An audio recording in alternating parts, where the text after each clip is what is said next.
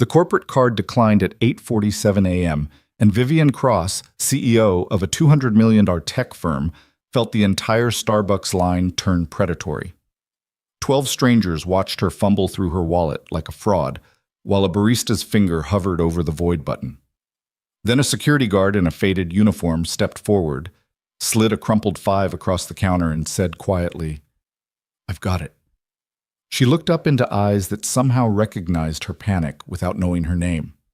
3 seconds of strange, impossible familiarity.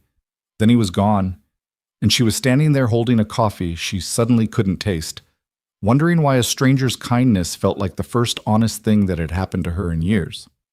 If you want to see how a declined card, a $5 bill, and 2 broken people collide into something neither of them saw coming, stay with me until the end. Hit that like button and drop a comment telling me what city you're watching from. I want to see how far this story travels. The morning Vivian Cross's life tilted off its axis started the way most Mondays did, sharp, precise, and unforgiving. She left her penthouse at 7:15 a.m., heels clicking against marble like a metronome set to ambition. Her reflection in the elevator's polished doors showed exactly what she'd designed. Tailored charcoal suit, hair pulled into a knot so tight it could cut glass, and a face that had learned to wear authority the way other women wore jewelry. At 34, she'd built Apex Nova from a scrappy startup into a security tech empire, and she'd done it by making herself smaller in all the ways that didn't matter and larger in all the ways that did. The town car idled at the curb. Her driver, Marcus, had the Wall Street Journal already folded on the back seat beside a thermos of black coffee she wouldn't drink. She never drank it. But it was there every morning, part of the choreography that made her life look seamless from the outside. "Starbucks on 5th, she said, already scrolling through emails on her phone. "Then the office." Marcus nodded. He'd worked for her for 3 years and had never asked a personal question. She appreciated that more than he'd ever know. The Starbucks was packed, a Monday morning stampede of suits and sneakers, everyone performing their own version of urgency. Vivian joined the line with her phone still glowing in her hand, half reading a pitch deck from a vendor who clearly hadn't done his homework. She was composing a polite rejection in her head when she reached the counter. "Grande Americano, extra shot, room for cream." The barista nodded, rang it up. "That'll be $4.73. Vivian reached for her wallet, pulled out her corporate card, the black one with her name embossed in silver, and handed it over without looking up. The card reader beeped. Once, twice. The barista's voice carried an apologetic edge. "It's saying declined." "Do you have another one?" Vivian's head snapped up. "That's not possible. Run it again." The barista complied, but the machine delivered the same verdict. Declined. The word hung in the air like an accusation. Behind her, the line shifted. Someone sighed. Another person checked their watch with pointed aggression. Hold on." Vivian opened her wallet wider, fingers suddenly clumsy. Her personal card was there, but she'd left it inactive after the last fraudulent charge scare. Her assistant was supposed to have reactivated it. Supposed to. She felt the stares before she saw them. 12 pairs of eyes, all watching the woman in the expensive suit unable to pay for coffee. The barista's expression had shifted from apologetic to uncomfortable. The man behind Vivian muttered something about people holding up the line. Heat crawled up her neck. Vivian Cross, who'd negotiated million-dollar contracts without flinching, who'd stared down venture capitalists and walked away with their checkbooks, was standing in a Starbucks at 8:47 a.m. on a Monday, publicly humiliated over $4.73.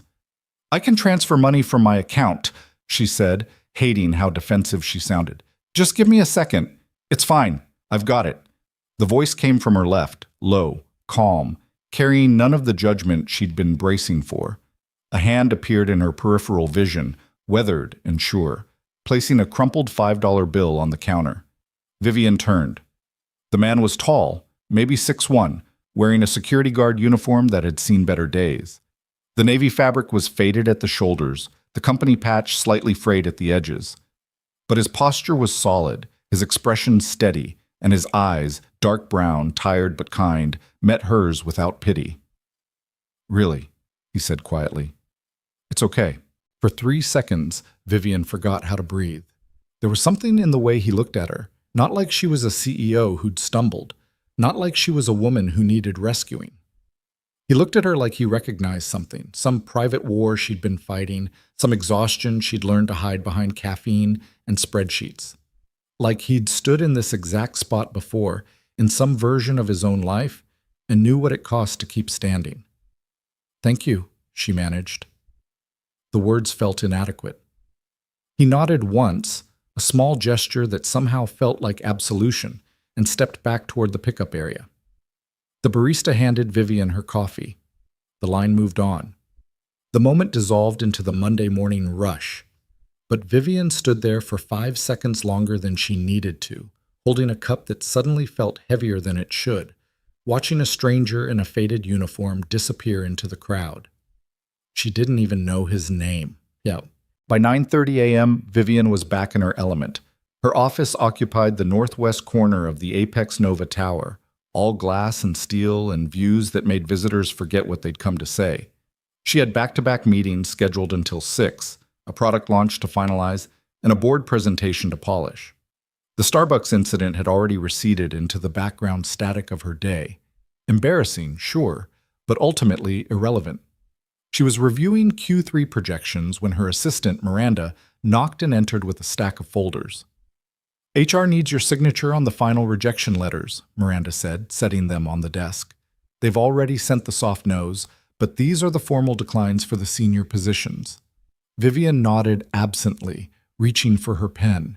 She trusted her HR director, Camille, to handle recruitment with the same precision she applied to everything else. If these candidates had made it to her desk for final sign-off, it meant they'd been thoroughly vetted and found wanting. She flipped open the first folder. Standard rejection, overqualified for the role, likely to leave within a year. She signed. The second folder.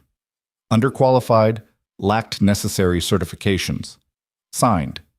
The third folder made her pause. The name was typed in neat sans serif at the top of the resume. Ethan Parker. She didn't know why it caught her attention. The credentials were solid.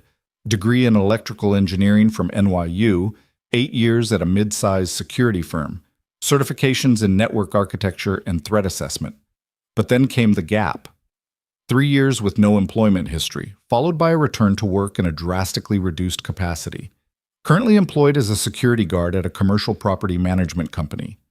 Camille's notes were clipped to the back.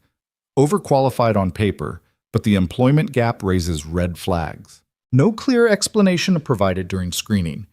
Inconsistent career trajectory suggests reliability issues. Recommend decline. Vivian's pen hovered over the signature line. 3 years. That was a long time to be out of the industry. Long enough for skills to atrophy, for networks to dissolve, for ambition to curdle into something else. Camille was right to be cautious. Apex Nova couldn't afford to take risks on people who might flake, who might bring personal chaos into a high-pressure environment. She should sign it, move on, let HR send the form letter and close the file. But something made her flip back to the resume. There was a reference section at the bottom. 2 names, both from his previous employer. She pulled up her laptop, typed the first name into LinkedIn. David Chen, Director of Security Operations. Still at the same firm Ethan had left. On impulse, and Vivian rarely acted on impulse, she picked up her phone and dialed the number listed. 3 rings. David Chen. "Mr. Chen, this is Vivian Cross, CEO of Apex Nova. I'm calling about a reference for Ethan Parker. He listed you as a contact." There was a pause, and then Chen's voice warmed considerably. "Ethan. God, I haven't talked to him in a while. Is he applying with you?" "He did. We're in the final stages of evaluation." "Then hire him." Chen said it without hesitation. "Hire him today if you can." Vivian sat up straighter. "His resume shows a 3-year gap in employment. Can you speak to that?" The warmth in Chen's voice shifted into something heavier. "Yeah, I can. Look, I don't know how much Ethan told you, but 3 years ago he lost his wife and daughter in a car accident. Drunk driver, wrong place, wrong time. His son survived, but he was in the hospital for months. Ethan took leave to be with him, and when the dust settled, he couldn't come back. Not to the same role. Not to the same life." Vivian's hand tightened on the phone. "I didn't know." Most people don't. Ethan doesn't talk about it. But I'll tell you this. Before the accident, he was the best engineer I ever worked with. Sharp, innovative, the kind of guy who saw problems 3 steps before anyone else. And after? He's still that guy. He's just also a single dad trying to keep his kid alive and himself functional. If you're worried about reliability, don't be. Ethan Parker is the most reliable person I know. He just has different priorities now. Vivian was quiet for a moment. Why did he leave your company? Because we couldn't give him the flexibility he needed. We tried, but the role required travel, late nights, unpredictable hours. He needed structure. He needed to be able to pick his kid up from school, be home for dinner, show up when it mattered, so he left. Took a job that pays a fraction of what he's worth because it lets him be the dad his son needs. And you'd recommend him? Without reservation. If you can meet him halfway, if you can give him the space to be both things, you'll get someone who'll build you something extraordinary. But if you're looking for someone who'll put the company first, always, no matter what, Chen's voice softened, then he's not your guy, and honestly, you don't deserve him. The line went quiet. Thank you for your time, Mr. Chen. Ms. Cross? If you do hire him, tell him David says hi, and tell him he's still got a standing invitation to grab a beer whenever he's ready. I will. Vivian ended the call and sat back in her chair, staring at the rejection letter that still needed her signature. 3 years. Not a gap. A grief. She thought about the man in the Starbucks, the calm way he'd stepped forward, the kindness that had cost him nothing and meant everything. She thought about the way he'd looked at her, like he understood what it meant to stand in a room full of strangers and feel completely alone. And she thought about Camille's note, reliability issues. Slowly, deliberately, Vivian picked up her phone and dialed HR. Camille, it's Vivian. Pull the rejection for Ethan Parker. I want to meet with him personally. There was a surprised pause. The security guard? The engineer, Vivian corrected. Schedule him for tomorrow afternoon. Clear my calendar if you need to. Vivian, I really think tomorrow, Camille, and send him the senior-level interview packet, not the standard screening. She hung up before her HR director could argue. For the first time all day, Vivian felt something close to certainty. Ethan Parker was not having a good week. Monday had started rough, covering a double shift because Jenkins called in sick again, and it had only gotten stranger from there. The woman at Starbucks had been unexpected. He'd recognized the look in her eyes immediately. That split second of panic when the world stops cooperating and you realize how thin the margin really is. He'd been there. Hell, he lived there. So he'd paid for her coffee. $4. Not a grand gesture, just a human one. He'd thought about her a few times since, wondered if she was okay, if whatever had caused the card decline was a blip or a symptom of something bigger. But mostly, he'd been focused on the things that actually mattered, making sure Noah ate something other than chicken nuggets, helping with third-grade math homework that was somehow harder than differential equations, and trying to explain why Daddy couldn't make it to the class field trip on Friday. But you promised, Noah had said at breakfast, his voice small and accusing in the way only an 8-year-old's could be. I know, buddy, but Mr. Henderson needs me to cover that day, and I can't say no. You always say you can't say no. Ethan had felt that one land. I know, I'm sorry. Noah had gone quiet after that, pushing his cereal around his bowl. Ethan had watched his son's face close off, the same defense mechanism he'd learned after the accident, the same way he'd learned not to ask where Mommy and Emma were anymore. By Tuesday afternoon, when Ethan's phone rang with a number he didn't recognize, he almost didn't answer. Mr. Parker? This is Camille Rodriguez from Apex Nova. We'd like to schedule a follow-up interview for tomorrow at 2 p.m. Are you available? Ethan had stared at his phone like it had started speaking Mandarin. I'm sorry, what? A follow-up interview for the Senior Security Systems Architect position. Our CEO would like to meet with you personally. He'd applied to Apex Nova 3 weeks ago, on a whim, after seeing the posting on a job board. He'd known it was a long shot. His resume practically screamed damaged goods. But he'd sent it anyway because sometimes hope was stubborn enough to ignore probability. He'd received the automated rejection email 2 days later. I got a rejection letter, he said carefully. That was an error, Camille said, her tone crisp and professional. The position is still open, and we'd like to continue the conversation. Can you make 2 p.m. tomorrow? Ethan thought about his shift schedule, thought about the fact that he'd have to ask Henderson for time off. Again. And that Henderson was already giving him looks. Thought about Noah, who'd be at school until 3:30, which meant he could technically make it work if he sprinted from the office to the pickup line. Yes, he said, I can make it. Excellent. I'll send the address and details. Business casual is fine. See you tomorrow, Mr. Parker. Mr. Parker. She hung up before he could ask any of the 100 questions suddenly crowding his brain. Ethan stood in the break room of his current job, holding a phone that felt too light for the weight of what had just happened, and wondered if he'd just imagined the entire conversation. Then his phone buzzed with an email confirmation, and he knew it was real. Apex Nova. The CEO wanted to meet with him. He didn't let himself hope. Hope was expensive, and he'd learned to budget carefully. But he let himself think about what it might mean. A real job, real pay, the kind of stability that could give Noah more than survival. That night, after Noah was asleep, Ethan pulled his interview suit out of the closet. It still fit, barely, though it hung a little looser than it used to. He hadn't worn it since the funeral. He tried not to think about that. Instead, he focused on ironing the shirt, shining the shoes, and rehearsing answers to questions he hoped they'd ask. And he tried very hard not to think about the woman in the Starbucks, or the strange familiarity in her eyes, or the fact that tomorrow he'd be walking into her company asking for a second chance he probably didn't deserve. Vivian arrived at the office at 6:45 a.m. on Wednesday, which meant she had 7 hours to prepare for the interview that had consumed her thoughts for the last 36 hours. She'd done her homework. After speaking with David Chen, she'd called the second reference, a project manager named Lisa Tran, who'd worked with Ethan on a major infrastructure overhaul. Tran had been even more effusive than Chen, describing Ethan as the guy who made impossible timelines possible and the only engineer I ever trusted to tell me the truth, even when it hurt. Vivian had also done something she rarely did. She'd pulled up news archives. The accident was public record. 3 years ago, almost to the day. Catherine Parker, age 32, and Emma Parker, age 5, killed instantly when a drunk driver ran a red light on the FDR Drive. Noah Parker, age 5, critical condition, survived after 2 months in intensive care. Ethan Parker, husband and father, listed as next of kin.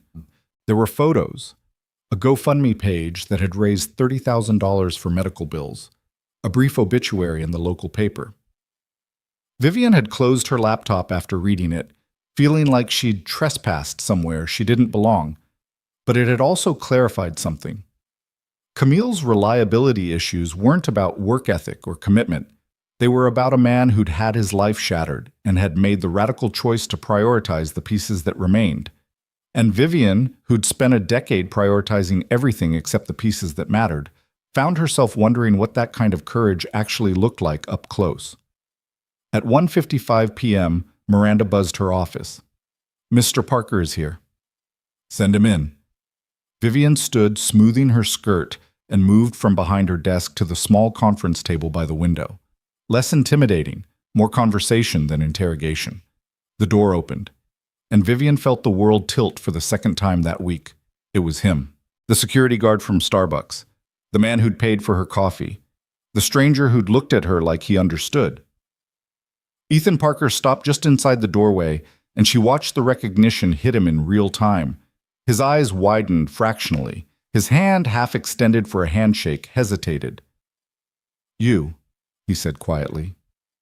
Me, Vivian agreed. They stared at each other for a beat that stretched too long. Then Ethan cleared his throat, straightened his shoulders, and stepped forward with his hand out. Ethan Parker. Thank you for meeting with me, Ms. Cross. His voice was steady, professional, but Vivian caught the question underneath.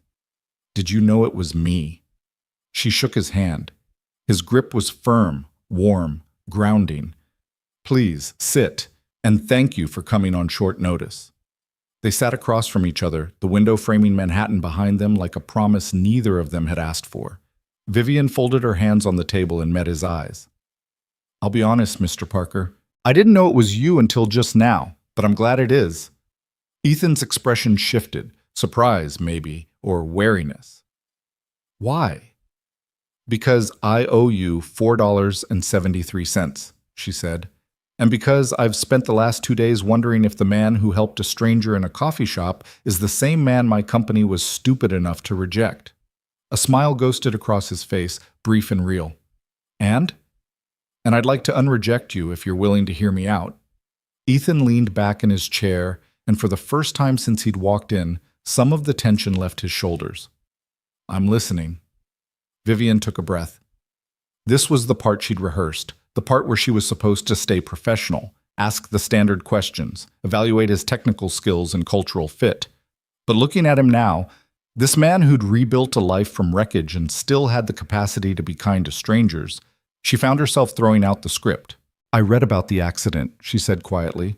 I know about the gap in your resume, and I know my HR director flagged you as a risk. Ethan's jaw tightened, but he didn't look away. And what do you think? I think anyone who calls grief a reliability issue doesn't understand what reliability actually means. Something in Ethan's expression cracked open. Just a fraction. Just enough for Vivian to see the exhaustion underneath. I can't work 60-hour weeks, he said, his voice steady but edged with something harder.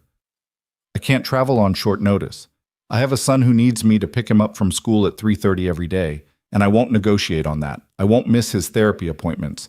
I won't skip his concerts or his games or the things that make him feel like he still has a parent who shows up. So if you're looking for someone who'll sacrifice everything for this company, I'm not your guy. But if you're looking for someone who'll build you the best security infrastructure you've ever seen, who'll show up every day and do the work like his kid's future depends on it, because it does, then I'm exactly your guy. The words hung in the air between them. Vivian felt something shift in her chest, something that had been locked tight for years. Those are your non-negotiables, she said. Yes. Then here are mine. She leaned forward. I need someone who can rebuild our security architecture from the ground up. Someone who can see the gaps before they become breaches. Someone who will tell me the truth even when I don't want to hear it. Can you do that? Yes. And I need someone who'll stay. Not for a year until something better comes along. I need someone who's building something that matters. Ethan held her gaze. I'm not going anywhere. I can't afford to. Then let's make this work. Vivian extended her hand across the table. 3:30 pickup is non-negotiable. Therapy appointments are protected. You work your hours, you deliver results, and I'll make sure this company bends around your life instead of asking you to break yourself to fit ours. Ethan looked at her hand, then at her face, then back at her hand. And slowly, deliberately, he reached across and shook it. Deal. Vivian smiled, a real smile, the kind she hadn't felt in months. Welcome to Apex Nova, Mr. Parker. Ethan, he said, and thank you for the job, and for, he hesitated, for seeing past the resume. Thank you for the coffee, Vivian replied, and for reminding me that sometimes the best decisions don't come from spreadsheets. They sat there for a moment, hands still clasped, two strangers who weren't quite strangers anymore. Then Miranda buzzed the phone. Miss Cross, your 3 o'clock is here. Reality reasserted itself. Vivian released Ethan's hand and stood. Miranda will get you set up with HR for onboarding. Start date is Monday if that works for you. Ethan stood as well, already pulling out his phone to check his calendar. Monday works. I'll need to give 2 weeks' notice at my current job. Already handled, Vivian interrupted. We'll pay out your notice period. I want you here as soon as possible. He blinked. That's generous. That's strategic.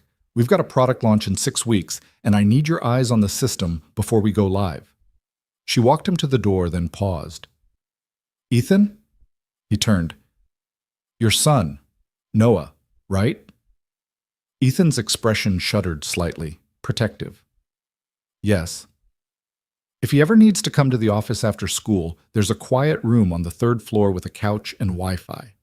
It's not a daycare, but it's yours if you need it. For a long moment, Ethan just looked at her, and Vivian saw something in his eyes that she recognized from the mirror, the shock of being seen as a whole person instead of a series of functions and failures. "Thank you," he said, and his voice carried a weight that had nothing to do with coffee or contracts. "See you Monday." Ethan left. Vivian stood by the window watching the city pulse below and thought about $5 bills and second chances and the strange mathematics of kindness. Her 3 o'clock was waiting, but for the first time in years, Vivian Cross felt like she'd already accomplished the most important thing on her calendar. Ethan's first day at Apex Nova started at 7:45 a.m., 15 minutes earlier than required, because showing up on time felt like showing up late when you were trying to prove you belonged. He dropped Noah at school with a promise to be there at pickup. "I swear, buddy, 3:30 sharp," and had arrived at the glass tower with his ID badge still warm from the printer and a stomach full of coffee and nerves. The elevator ride to the 8th floor felt like ascending into a different atmosphere, one where the air was thinner and everyone spoke in acronyms he'd have to relearn. Miranda met him at reception with a smile that seemed genuine and a stack of paperwork that seemed eternal. "Welcome aboard. Ms. Cross wanted me to get you settled before your orientation meeting at 9. "Orientation meeting?" "With her. She likes to do them personally for senior hires." Miranda led him through a maze of glass-walled offices and open workspaces that hummed with focused energy. "Your office is here. It's not huge, but it's yours." She opened a door to reveal a space that was, by Ethan's standards, enormous. A real desk, not a folding table. A window with an actual view. A chair that looked like it cost more than his monthly rent. "This is..." He set his bag down carefully, like the room might evaporate if he moved too fast. "This is great, thank you. Coffee station is down the hall. Bathrooms to the left. Your computer login is in the welcome packet. Any questions before I leave you to get settled?" "Yeah." Ethan turned to face her. "Why is she doing this?" Miranda tilted her head. "Doing what?" "The personal orientation, the office, the..." He gestured vaguely at the space that felt too good to be real. "All of it. I'm not exactly a typical hire." Miranda's expression softened into something that looked like understanding. "Ms. Cross doesn't do anything without a reason. But if you're asking whether she believes in you, the answer is yes. She doesn't waste her time on people she doesn't think can deliver." She paused at the door. "And for what it's worth, neither do I. Your reputation preceded you. David Chen called her personally after you were hired." "David called?" "Apparently to make sure we knew what we were getting. He was very complimentary." Miranda smiled. 9 a.m., conference room B. Don't be late." She left, and Ethan stood in his new office, staring out at a city that suddenly felt full of possibilities he'd stopped letting himself imagine. At 8:58, he knocked on the conference room door. "Come in." Vivian was already there, seated at the head of a table that could have accommodated 12, but currently held only 2 coffee cups and a single folder. She looked up from her laptop, and something in her expression eased when she saw him. "Right on time. Good. Sit." Ethan sat, and she slid one of the coffee cups toward him. "Americano, extra shot, room for cream. I took a guess." He blinked. "You remembered." "I remember everything that matters." She closed her laptop, giving him her full attention.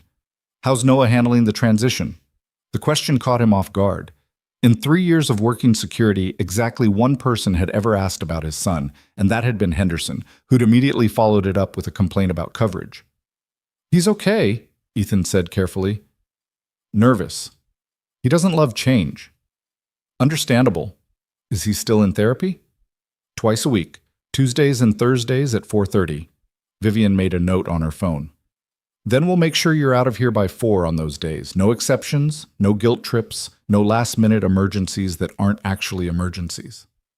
Ethan felt something loosen in his chest. "You mean that?" "I don't say things I don't mean. It's inefficient." She opened the folder and pulled out a document. "This is your roadmap for the first 90 days. I need you to audit our entire security infrastructure, hardware, software, personnel protocols, everything. Treat it like you're trying to break in. Find every gap, every vulnerability, every place where we're lying to ourselves about how safe we are." He scanned the document. It was comprehensive, aggressive, and exactly the kind of challenge that made his brain light up. "This is a 6-month project." "Then you have 3 months to prove me wrong about your timeline." She leaned back, studying him. I'm not hiring you to maintain what we have, Ethan. I'm hiring you to build what we need. And what we need is a system so tight that our clients stop asking questions and start writing checks. No pressure. Immense pressure. But you wouldn't have taken the job if you wanted easy. She paused. David Chen told me you're the best he ever worked with. Lisa Tran said you made impossible timelines possible. So here's an impossible timeline. Surprise me. Ethan met her eyes, and for the first time since the accident, he felt the old spark. The part of him that had loved solving puzzles that made other people quit. I'll need direct access to the development team, and I'll need veto power on any security decisions until the audit is complete. Done. What else? Transparency. If something's broken, I need to be able to say it's broken, even if it's expensive or embarrassing to fix.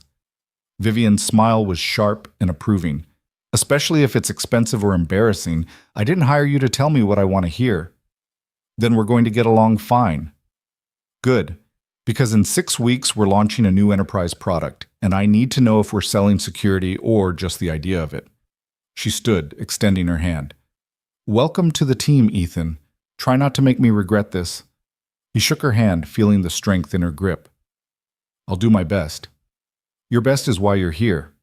The next 4 weeks passed in a blur of code reviews, hardware assessments, and meetings with developers who ranged from grateful for his input to defensive about their work. Ethan approached it all with the same methodical intensity, documenting everything, asking questions that made people uncomfortable, and building a picture of Apex Nova's security that was far messier than anyone wanted to admit. He also discovered that Vivian hadn't been exaggerating about the pressure. The enterprise product, a cloud-based security platform called Sentinel, was scheduled to launch at a major industry conference in 2 weeks, with 3 Fortune 500 companies already signed on as early adopters. The entire company was betting on it. Marketing had spent millions, sales had made promises, and the system, as far as Ethan could tell, had at least 4 critical vulnerabilities that could be exploited by anyone with intermediate hacking skills and a weekend to spare. On a Wednesday afternoon, 3 weeks into his tenure, Ethan walked into Vivian's office without knocking. She looked up from a call, saw his expression, and immediately said into her phone, "I'll call you back." She hung up. "What's wrong?" "Sentinel can't launch." Vivian went very still. "Explain." Ethan pulled up his laptop, turned it toward her, and walked her through the problems. Authentication bypass, SQL injection vulnerability, inadequate encryption on data transmission, session hijacking potential. Any one of these gets exploited, and we're not just dealing with a PR disaster, he said quietly. We're dealing with client data breaches, regulatory fines, and lawsuits that could sink the company. You asked me to tell you the truth. This is it. Sentinel isn't ready. Vivian stared at the screen for a long time, her face unreadable. Then she closed the laptop and looked at him. How long to fix it? To patch the critical issues and do adequate testing? 6 weeks, minimum. We launch in 2 weeks. I know. We have contracts, commitments. If we delay, we lose credibility. Maybe clients. If we launch, you lose more than credibility. Ethan kept his voice steady. You lose trust, and in this industry, trust is the only thing you're actually selling. Vivian stood, walked to the window, and stared out at the city for a long moment. Ethan watched her shoulders rise and fall with a deep breath, watched her hands clench and release at her sides. Finally, she turned back. If I delay the launch, I need to explain why to the board. They're going to ask who made the call. I did. And they're going to question whether you're being overcautious, whether you actually know what you're talking about. Let them question. I'll show them the same data I just showed you. Vivian's expression softened into something that looked almost like relief. You realize this could make you incredibly unpopular. The dev team has been working on Sentinel for 18 months. Marketing has been promoting it for 6. You're about to become the guy who killed their baby. I'd rather be unpopular than responsible for a breach. She studied him for a moment, then picked up her phone. Miranda, call an emergency board meeting for tomorrow morning. And get the dev lead, marketing director, and Camille in my office in 30 minutes. She hung up and looked at Ethan. You're presenting your findings to the board. If you're going to blow up my launch, you're going to own it. Fair enough. And Ethan? She moved closer, her voice dropping. Thank you for having the guts to tell me the truth before it cost us everything. The meeting that afternoon was brutal. Marcus Vega, the development lead, came in defensive and left angry. We've been testing for months. If there were problems this serious, we would have found them. You didn't find them because you weren't looking, Ethan replied evenly. You were testing functionality, not vulnerability. Different mindset. Sarah Kim, the marketing director, was worse. Do you have any idea how much we've spent positioning this launch? The press coverage we've lined up? If we delay now, we look incompetent. If we launch now, we are incompetent, Ethan said, and we'll look worse than incompetent when the first breach happens. Camille, to her credit, stayed quiet until the end. Then she looked at Vivian and said, "This is exactly the kind of disruption I was worried about when you hired him." Vivian's voice went cold. This disruption just saved us from a disaster that would have destroyed this company. So unless you'd prefer we learn these lessons after a client breach instead of before, I suggest you redirect your concerns. Camille's face flushed, but she nodded. The next morning, Ethan stood in front of Apex Nova's board of directors and methodically dismantled the product they'd invested millions in. He showed them the vulnerabilities, walked them through potential attack vectors, explained, in terms even the non-technical members could understand, exactly what would happen if Sentinel launched as scheduled. When he finished, the room was silent. Then Graham Winters, the board chairman, leaned forward. "Mr. Parker, what's your recommendation?" "Delay the launch by 6 weeks. Fix the critical vulnerabilities. Conduct proper penetration testing. Launch when we can stand behind the product, not just the marketing. And if clients walk because of the delay, then they walk. But they'll come back when we deliver something that actually works. If we launch now and it fails, they'll never come back." Winters looked at Vivian. "Your call." Vivian didn't hesitate. "We delay. Mr. Parker's timeline is our new deadline. Marketing, you're going to spin this as us raising our standards, not missing our target. Dev, you're going to fix every issue Ethan identified, and then you're going to thank him for finding them before a hacker did." Any questions? There were none. The meeting adjourned, and as the board members filed out, Winters paused by Ethan's chair. "That took courage, son. Not many people would walk into their first board meeting and tell us we're about to make a catastrophic mistake. I'm not here to make friends, sir. I'm here to build something that works." Winters smiled. "Good. We need more of that around here." He looked at Vivian. "You made the right call, hiring him." After everyone left, Ethan and Vivian stood alone in the conference room. "You just made a lot of enemies," she said quietly. "I know. Marcus is going to make your life hell for the next 6 weeks. I can handle Marcus. And the board is going to be watching every move you make, waiting to see if you're as good as you claim to be." "I am." Vivian smiled, and it was the first genuine smile he'd seen from her since the Starbucks. "I believe you." She picked up her laptop. "Now go fix my product, Parker. You've got 6 weeks to make me look like a genius for delaying." "Yes, ma'am." He turned to leave, but her voice stopped him. "Ethan?" He looked back. "Noah's school concert is next Thursday at 7, right?" Ethan froze. "How did you—" "You mentioned it to Miranda when you had to leave early for rehearsal last week. I pay attention." She met his eyes. "You should go. Don't schedule anything that conflicts." "I wasn't planning to miss it." "Good, because I'd fire you if you did." She said it lightly, but Ethan heard the truth underneath. This wasn't just permission, it was expectation. "Thank you," he said, and meant it for more than just the concert. That night, Ethan got home at 5:45, early enough to make dinner, help with homework, and actually hear about Noah's day instead of just asking about it. "Dad?" Noah looked up from his math worksheet. "Are you okay?" "Yeah, buddy. Why?" "You're smiling. You don't smile a lot anymore."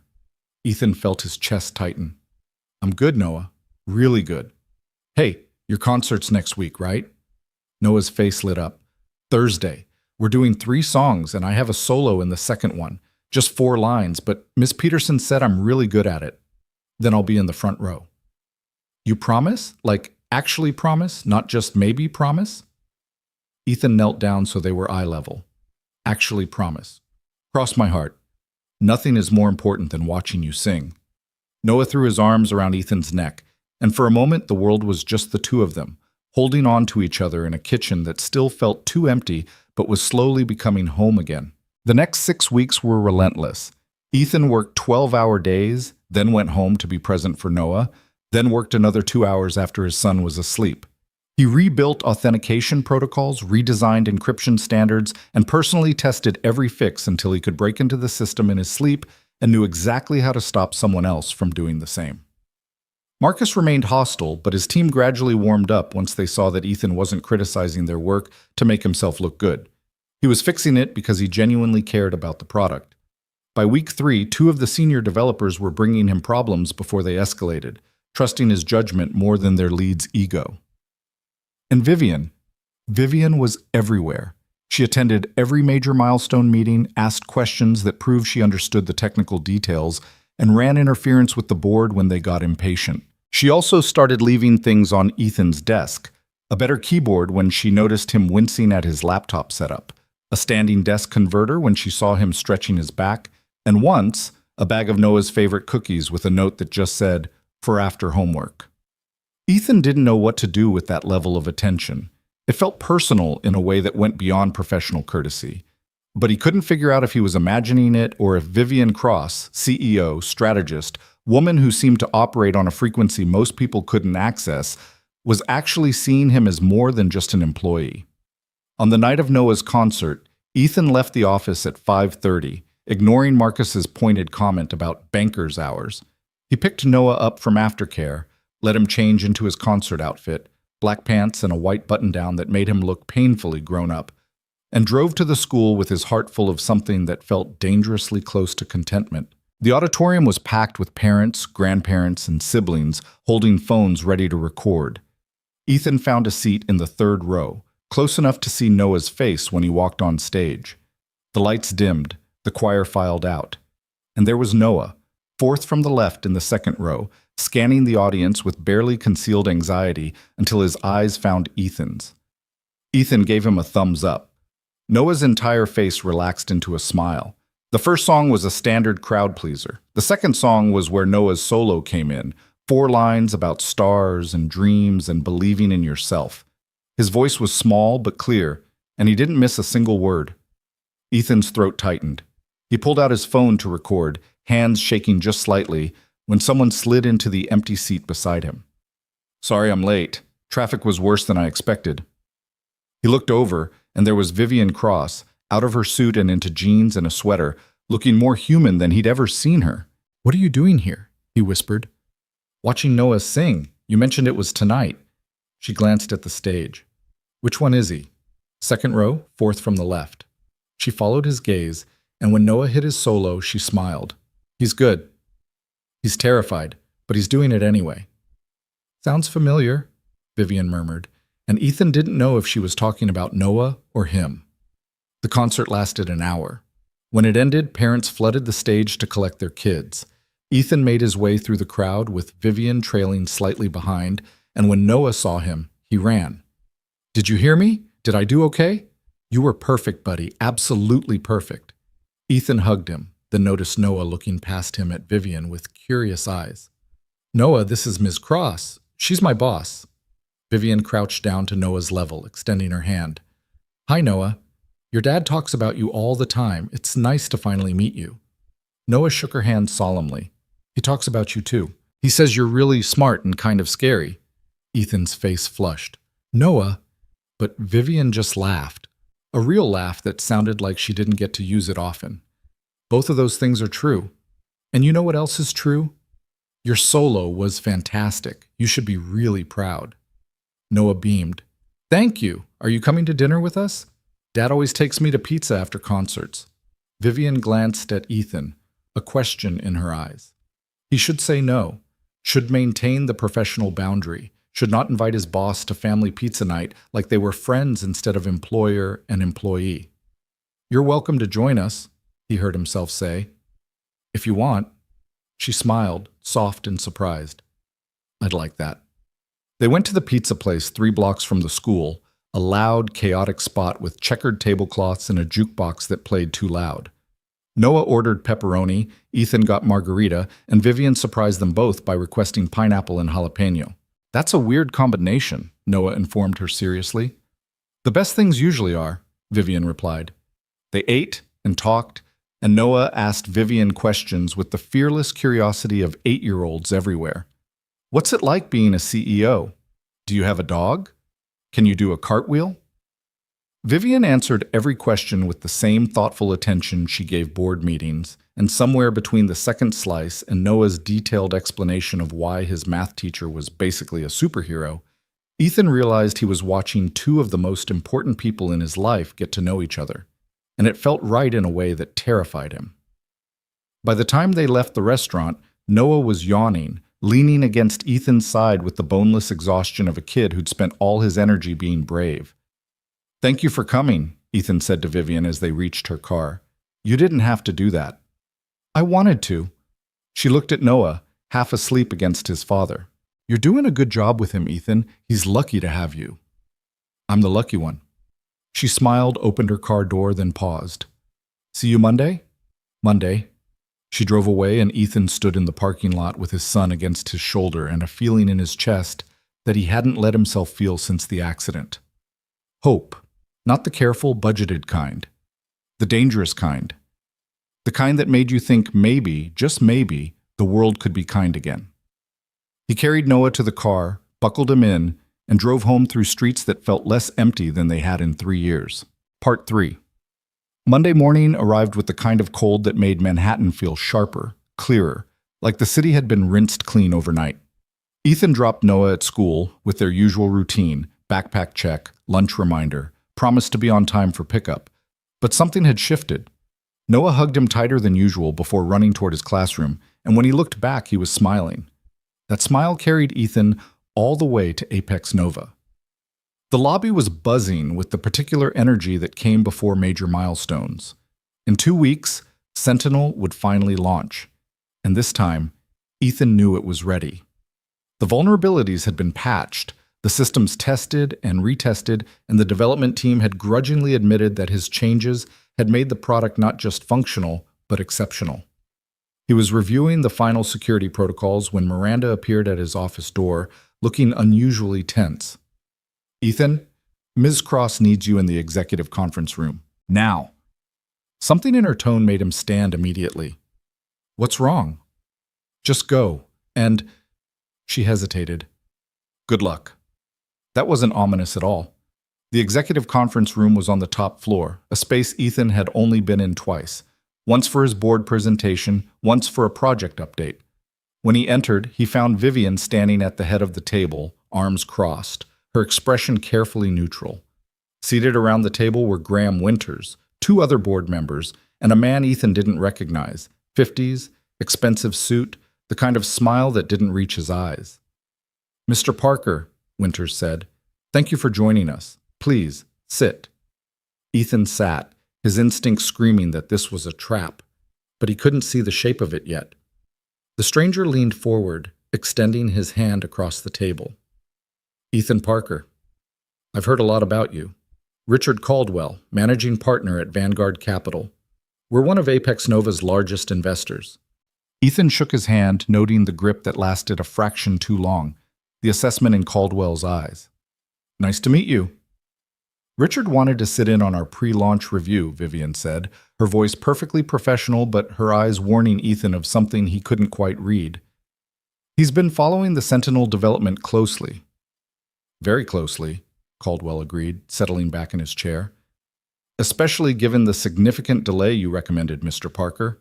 A delay that cost us 6 weeks of revenue and considerable market momentum." There it was. The trap. "The delay ensured we're launching a secure product instead of a liability," Ethan replied evenly. "I stand by that decision." "Of course you do. You made it." Caldwell smiled, and it was the smile of a predator who'd cornered something smaller. "But I have to wonder, and the board has been wondering as well, whether that decision was based on genuine security concerns or on overcaution from someone who's been out of the industry for a while." The room went very quiet. Ethan felt the blood drain from his face, but his voice stayed steady. The vulnerabilities were documented. The board saw the same data you did. Data provided by you, data interpreted through your lens, and your lens, Mr. Parker, has been shaped by some very difficult personal circumstances. Caldwell pulled out a folder, opened it with theatrical precision. 3 years out of engineering work. 3 years spent as a security guard, which is admirable in its own way, but hardly the kind of experience that keeps someone current with cutting-edge security architecture. Richard, Vivian's voice had an edge now, but Caldwell held up a hand. Please, Vivian, let me finish. I'm not questioning Mr. Parker's intentions.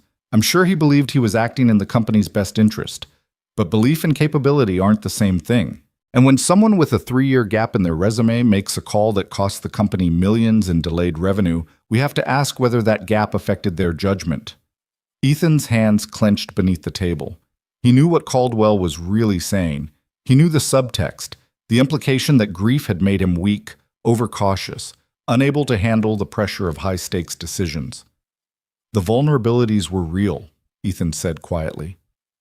Would you like me to demonstrate them for you? Because I can break into the pre-patch system in under 10 minutes, and I'm happy to do it right now if it would reassure the board that my concerns were legitimate. Caldwell's smile tightened.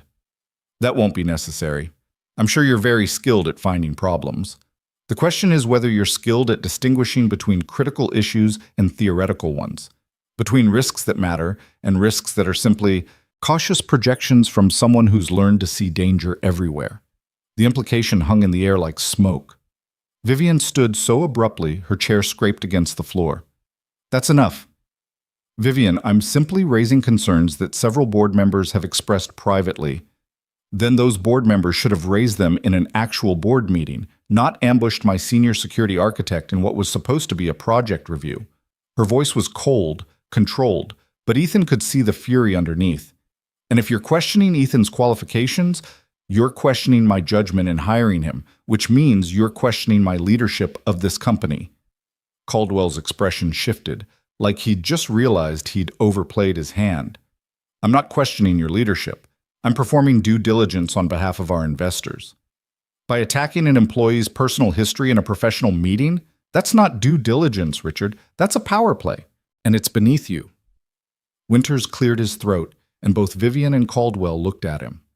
I think we're getting off track. Mr. Parker, the Sentinel launch is in 2 weeks. Can you confirm, on the record, that the system is secure? Ethan met his eyes. Yes, sir. I've personally tested every attack vector I can think of, and the system holds. We're ready. And if problems emerge post-launch, then I'll fix them. That's what you're paying me for. Winters nodded slowly. Good enough for me. He looked at Caldwell. Richard, I appreciate your concerns, but I was in the meeting where Mr. Parker presented his findings. The vulnerabilities were real, and the delay was justified. If you want to question that decision, question it through proper channels, not by attacking the man who saved us from a disaster. Caldwell's jaw tightened, but he nodded. Of course.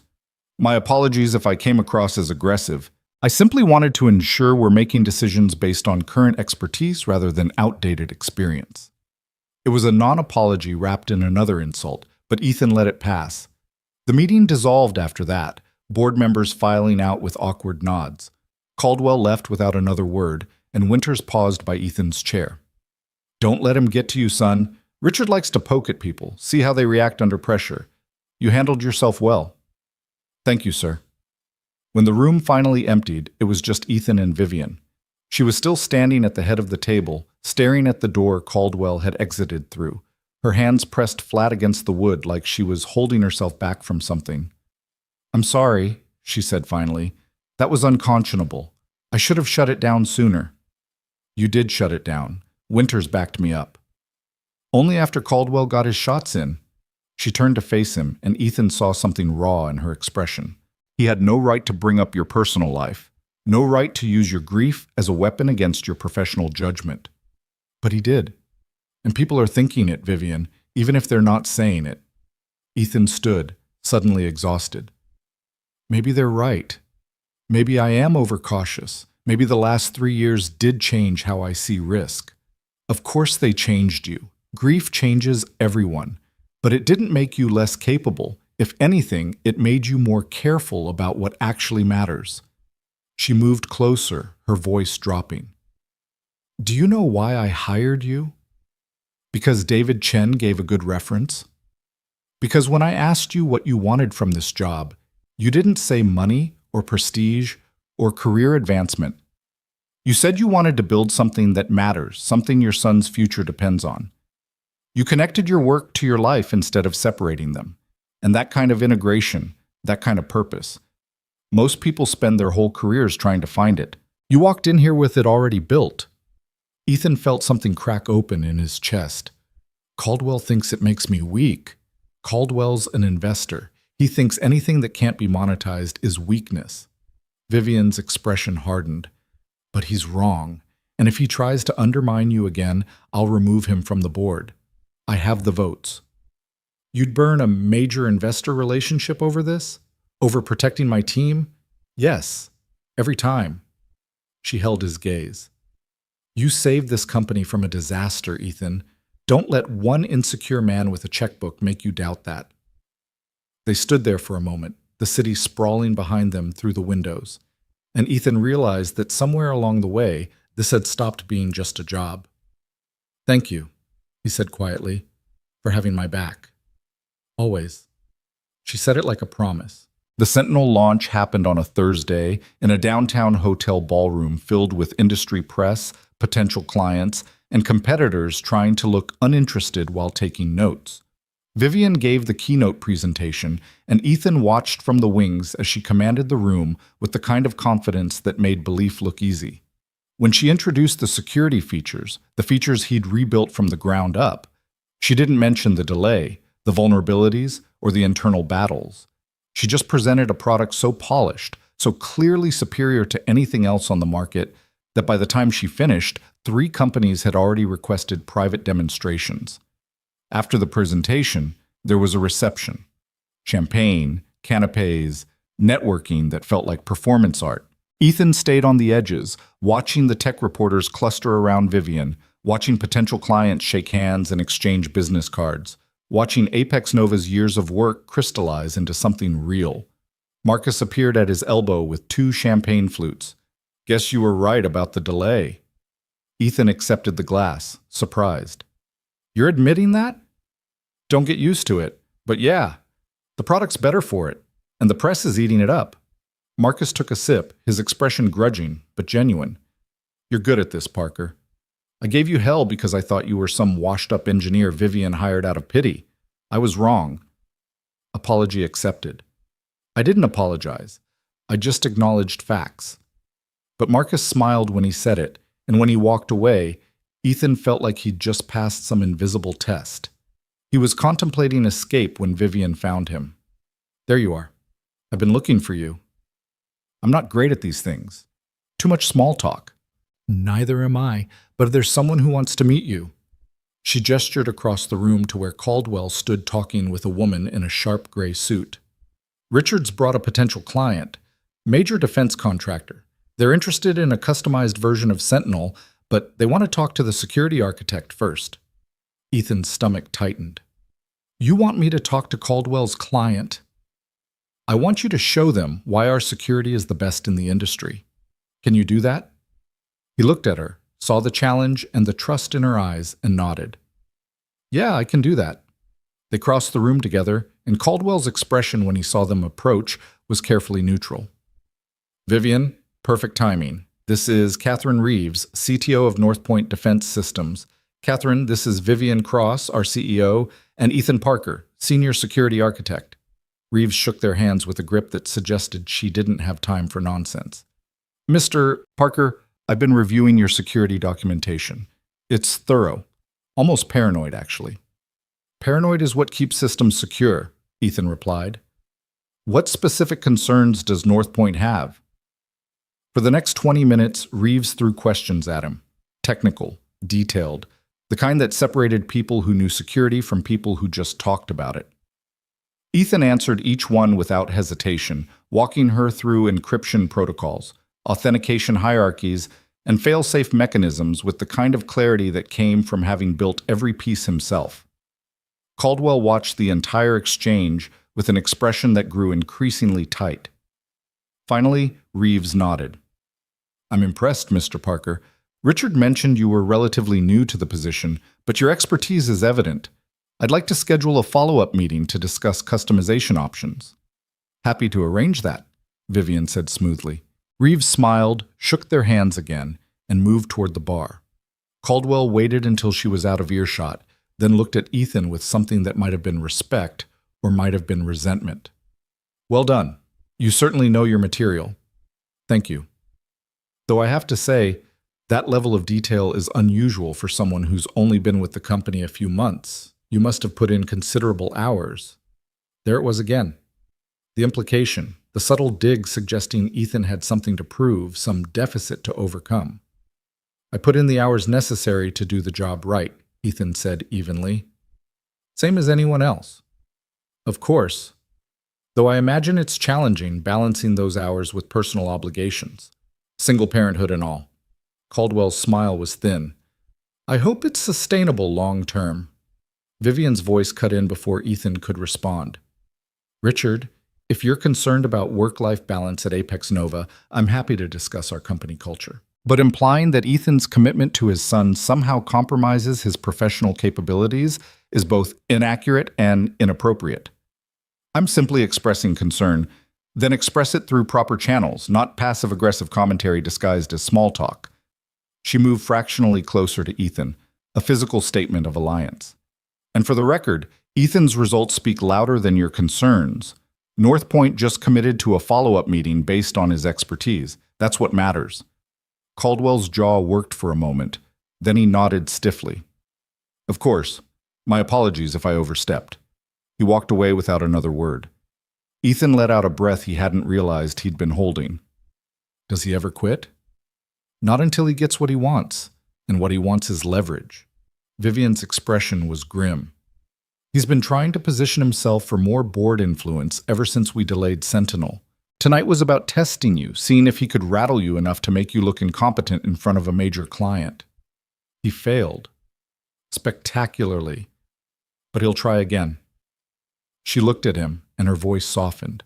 "I meant what I said in that meeting, Ethan. You're not just good at this job. You're exceptional. And if Caldwell or anyone else tries to make you doubt that, they'll have to go through me first."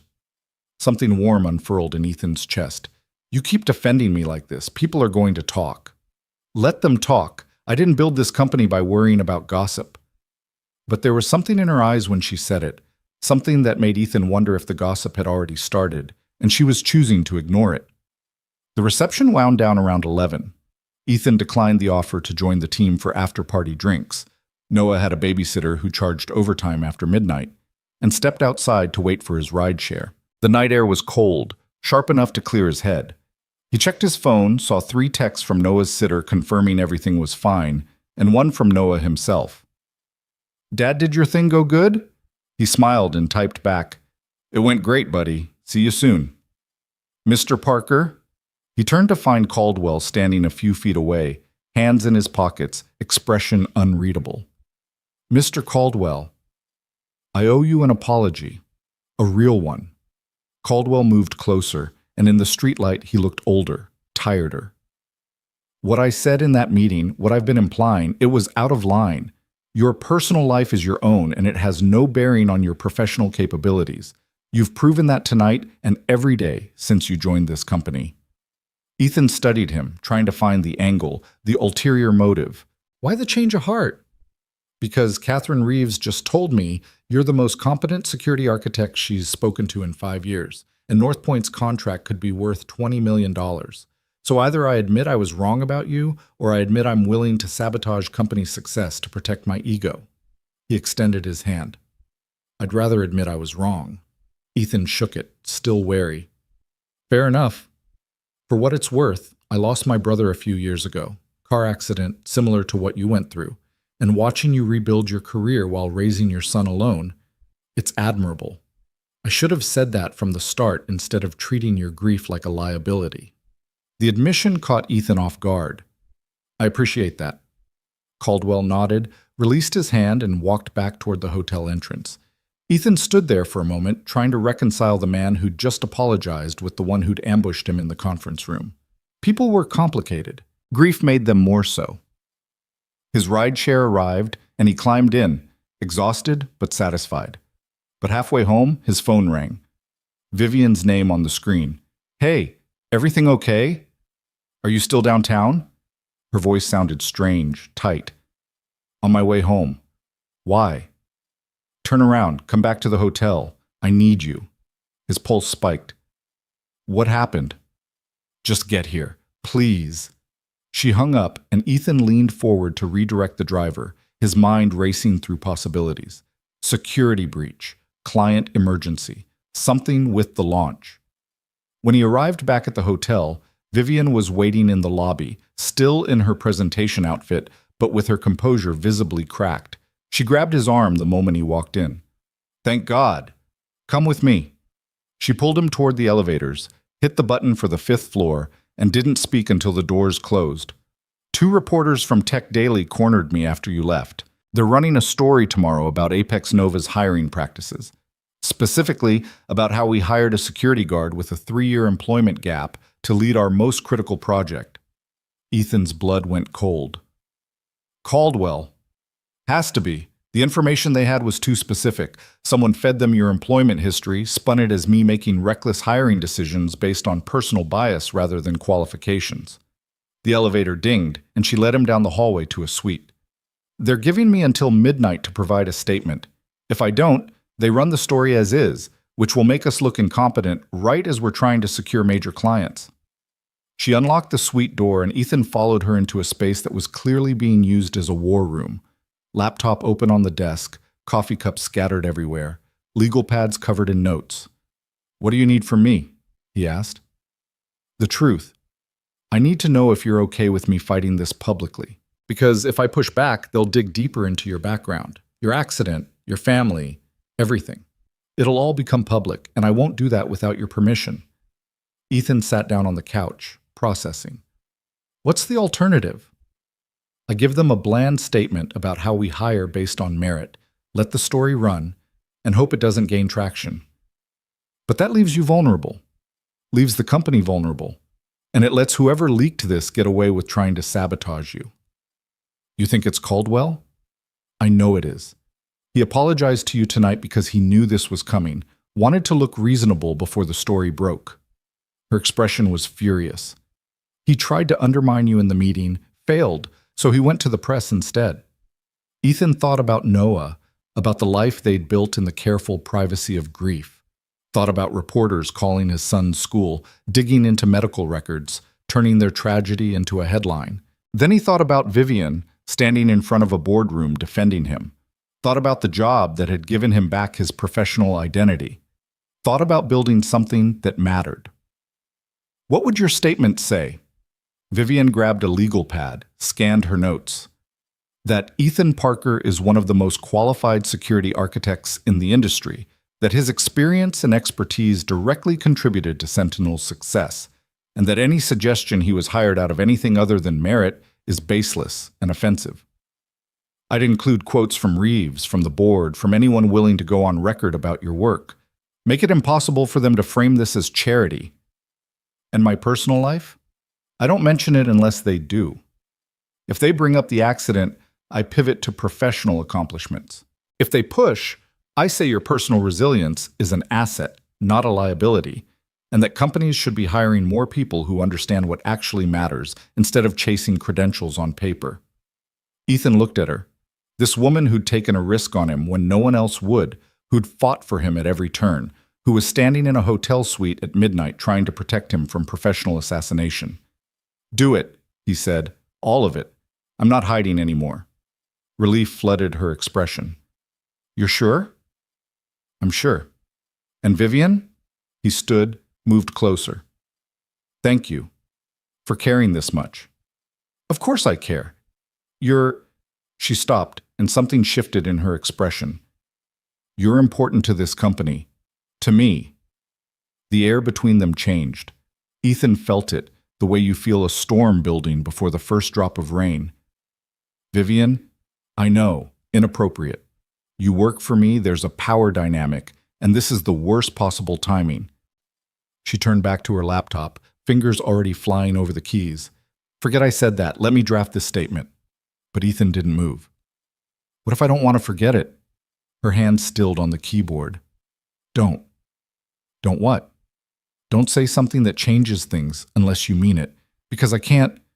Her voice cracked slightly. I can't afford to misread this, Ethan.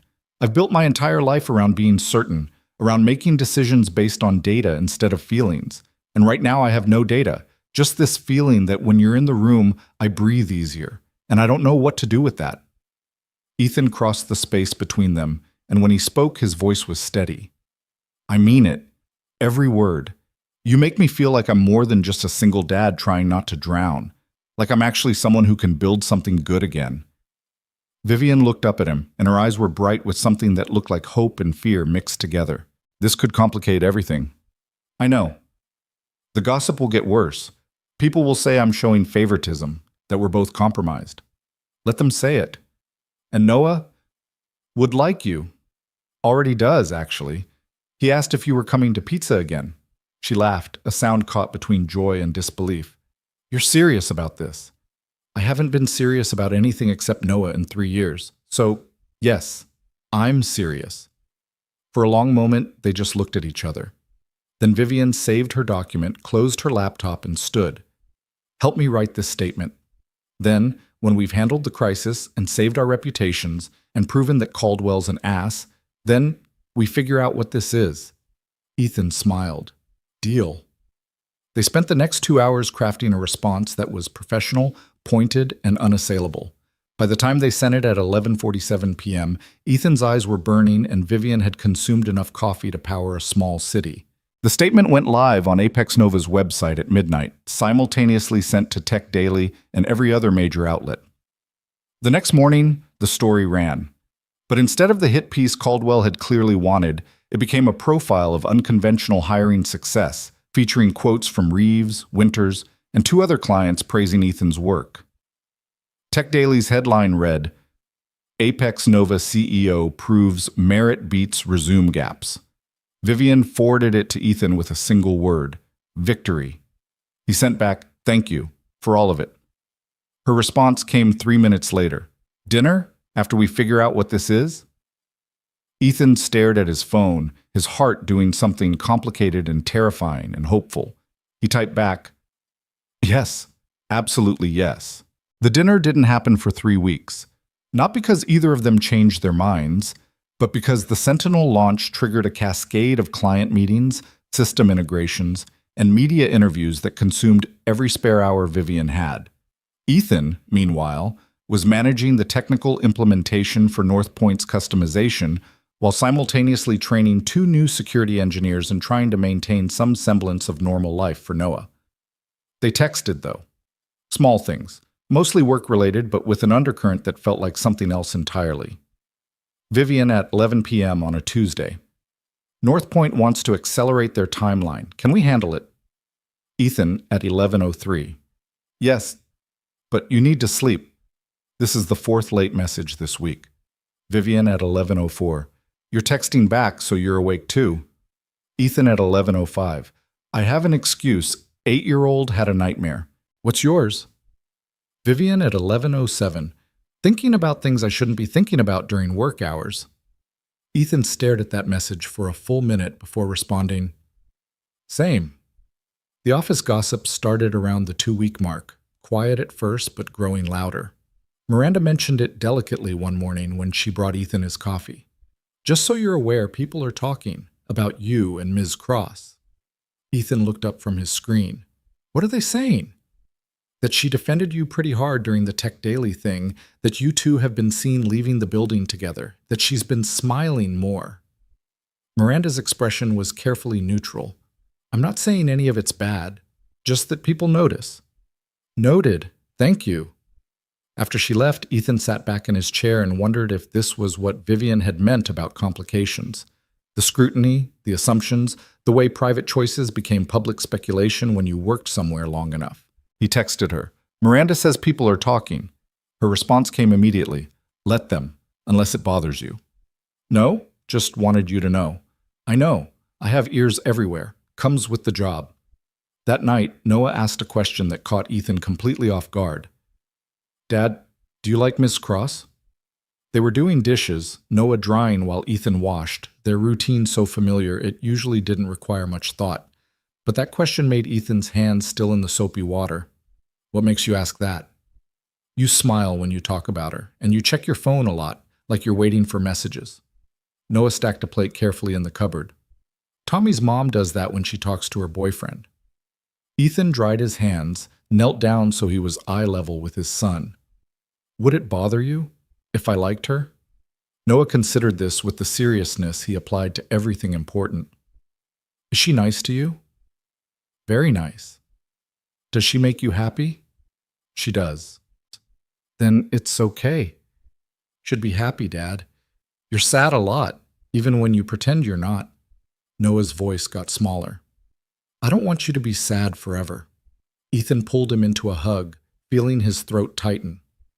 I'm getting better at being happy, and you're part of that, buddy. You know that, right?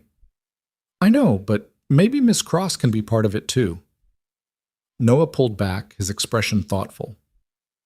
She came to my concert. That was nice. It was nice. And she didn't treat me like a baby. I liked that. She treats everyone with respect. It's one of the things I like about her. Noah nodded, satisfied. Okay, then you should take her on a date. That's what grown-ups do when they like each other. Ethan laughed, surprised. You're 8. How do you know about dating? Tommy told me. His mom goes on dates all the time. Noah climbed back onto his step stool to reach the dishes. You should probably bring her flowers. Tommy says that's important. I'll keep that in mind. That weekend, Vivian finally found a gap in her schedule. She texted Ethan on Saturday morning, "Dinner tonight? If you can get a sitter." Ethan had already arranged for Mrs. Chen from downstairs to watch Noah. She'd been his backup sitter for over a year, and Noah adored her. He texted back, 7:00? And I'm told I should bring flowers. Who told you that? My 8-year-old relationship consultant. Her response was a laughing emoji followed by, smart kid. But flowers are optional. Just bring yourself. Ethan showed up at the restaurant at 6:55 with a small bouquet of wildflowers anyway, because Noah had been insistent and found Vivian already seated at a corner table.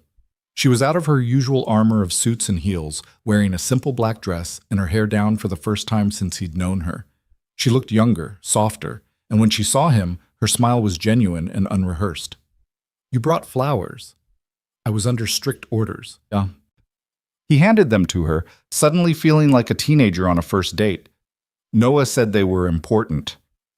He's right. She set them on the table between them, and something about that small gesture, keeping them visible instead of asking the waiter to take them away, made Ethan's chest feel warm.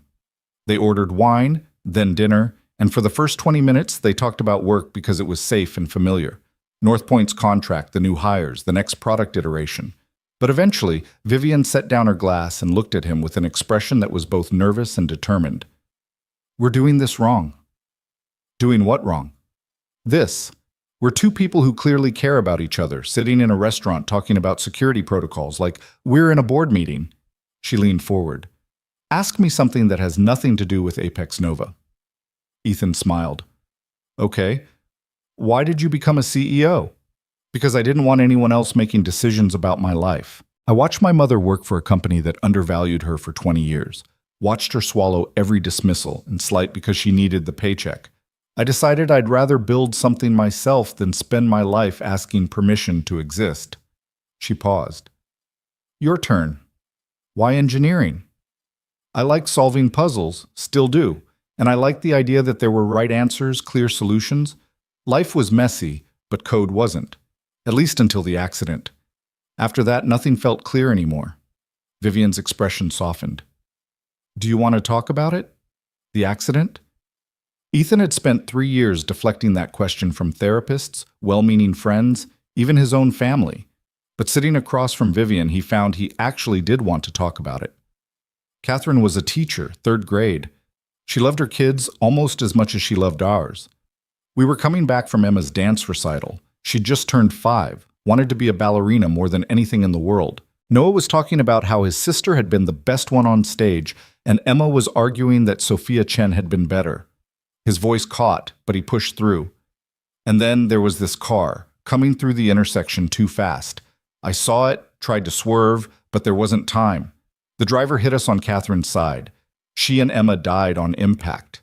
Noah was in the back seat. He survived, but he was in the hospital for 2 months. Surgeries, infections, physical therapy, and I stopped being an engineer. I stopped being anything except Noah's dad, because that was the only thing I knew how to do anymore. Vivian reached across the table and took his hand. Her grip was strong, grounding. I'm sorry. That's inadequate, but I'm sorry. Thank you. And thank you for not saying everything happens for a reason, or they're in a better place, or any of the other things people say when they don't know what else to do with someone's grief. Those things are nonsense. There's no reason for a drunk driver to kill your family. No better place than with you. The only truth is that it happened, and it shouldn't have, and you've been carrying it alone for 3 years. Ethan felt something release in his chest. Noah asked me tonight if it was okay for me to like you. He said I should be happy again. What did you tell him? That you make me happy, and that I'm trying to figure out how to let myself feel that without feeling guilty about it. Vivian's thumb traced a circle on his palm. Catherine would want you to be happy. I know. Logically, I know that. But there's this part of me that feels like moving forward means leaving her behind, like being happy again is somehow betraying what we had. Or, Vivian said quietly, moving forward means honoring what you had by refusing to let it be the end of your story. You're not betraying Catherine by living, you're proving that what you built together was strong enough to survive even this. Ethan looked at their joined hands, then at her face, and felt something shift. How are you so good at this? At saying exactly what I need to hear? Because I spent a decade building walls around myself, convincing myself that being alone was safer than being vulnerable. And then you walked into my office and reminded me what it felt like to actually connect with someone. So I'm figuring this out too. Their food arrived, and they ate while talking about everything except work.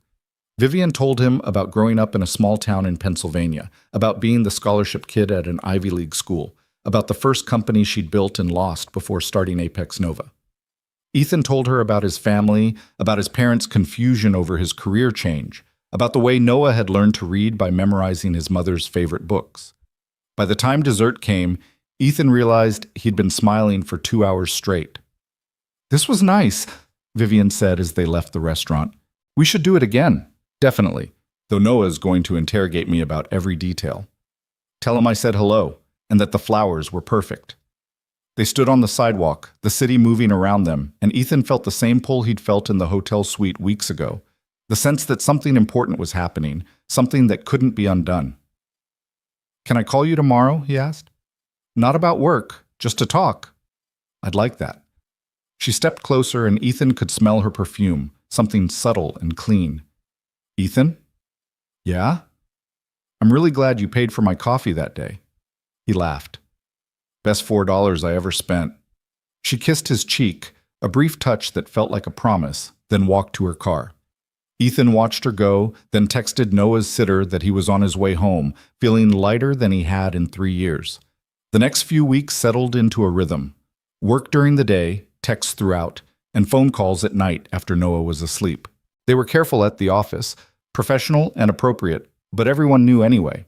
Miranda stopped warning him about gossip and started asking if he needed restaurant recommendations. Marcus made exactly one joke about Ethan getting preferential treatment, saw the look on Ethan's face, and never mentioned it again. The complications Vivian had worried about never fully materialized. If anything, Ethan's position at the company seemed to strengthen. Clients specifically requested him for meetings. The engineers he'd trained started bringing him more complex problems.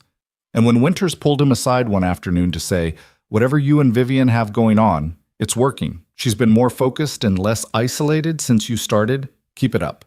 Ethan realized that maybe relationships didn't have to weaken professional dynamics. Maybe they could strengthen them instead. But there was still one conversation they needed to have, and it came on a rainy Tuesday evening when Vivian showed up at Ethan's apartment unannounced. He opened the door to find her standing in the hallway, soaked from the rain, holding a bag of takeout. I was going to text, but I was already in the neighborhood, and I thought. She stopped when she saw his expression. Is this okay? I should have called first. No, it's fine. Good. Come in. He stepped aside and she entered his apartment for the first time. It was small, a two-bedroom that was comfortable but clearly designed around function rather than aesthetics. Noah's art projects covered the fridge. A pile of work documents sat on the coffee table next to a half-finished Lego set. Noah's at a friend's house, Ethan said, taking her coat. Won't be back until 8. So we have time to talk. About? Vivian set the takeout on the counter, and when she turned back to him, her expression was serious. About what we're doing. Because we've been dancing around this for 6 weeks, and I need to know if you're actually ready for this or if we're just two lonely people finding comfort in proximity. The bluntness caught him off guard, but he appreciated it. That's what you think this is? Proximity? I don't know what to think. You're the first person I've cared about in years, and that terrifies me. Because if this goes wrong, I don't just lose someone I care about. I lose the best security architect I've ever worked with, and I lose the ability to trust my own judgment about separating personal and professional. She moved closer. So I need you to be honest. Are you ready for a relationship, or are you still in love with Catherine and using me as a bridge back to normal? Ethan felt like he'd been punched. Is that really what you think? I think you're a good man who's been through hell, and I think it would be very easy for you to mistake gratitude for something deeper. I need to know this is real for you, Ethan, not just convenient. He crossed the space between them, and when he spoke, his voice was steady and sure. Catherine was my wife. I loved her, and I'll always love her. She's part of my history, part of who Noah is, and I'm not trying to erase that. But you're not a replacement, or a bridge, or a convenient distraction. You're the person who makes me want to build a future instead of just surviving the present.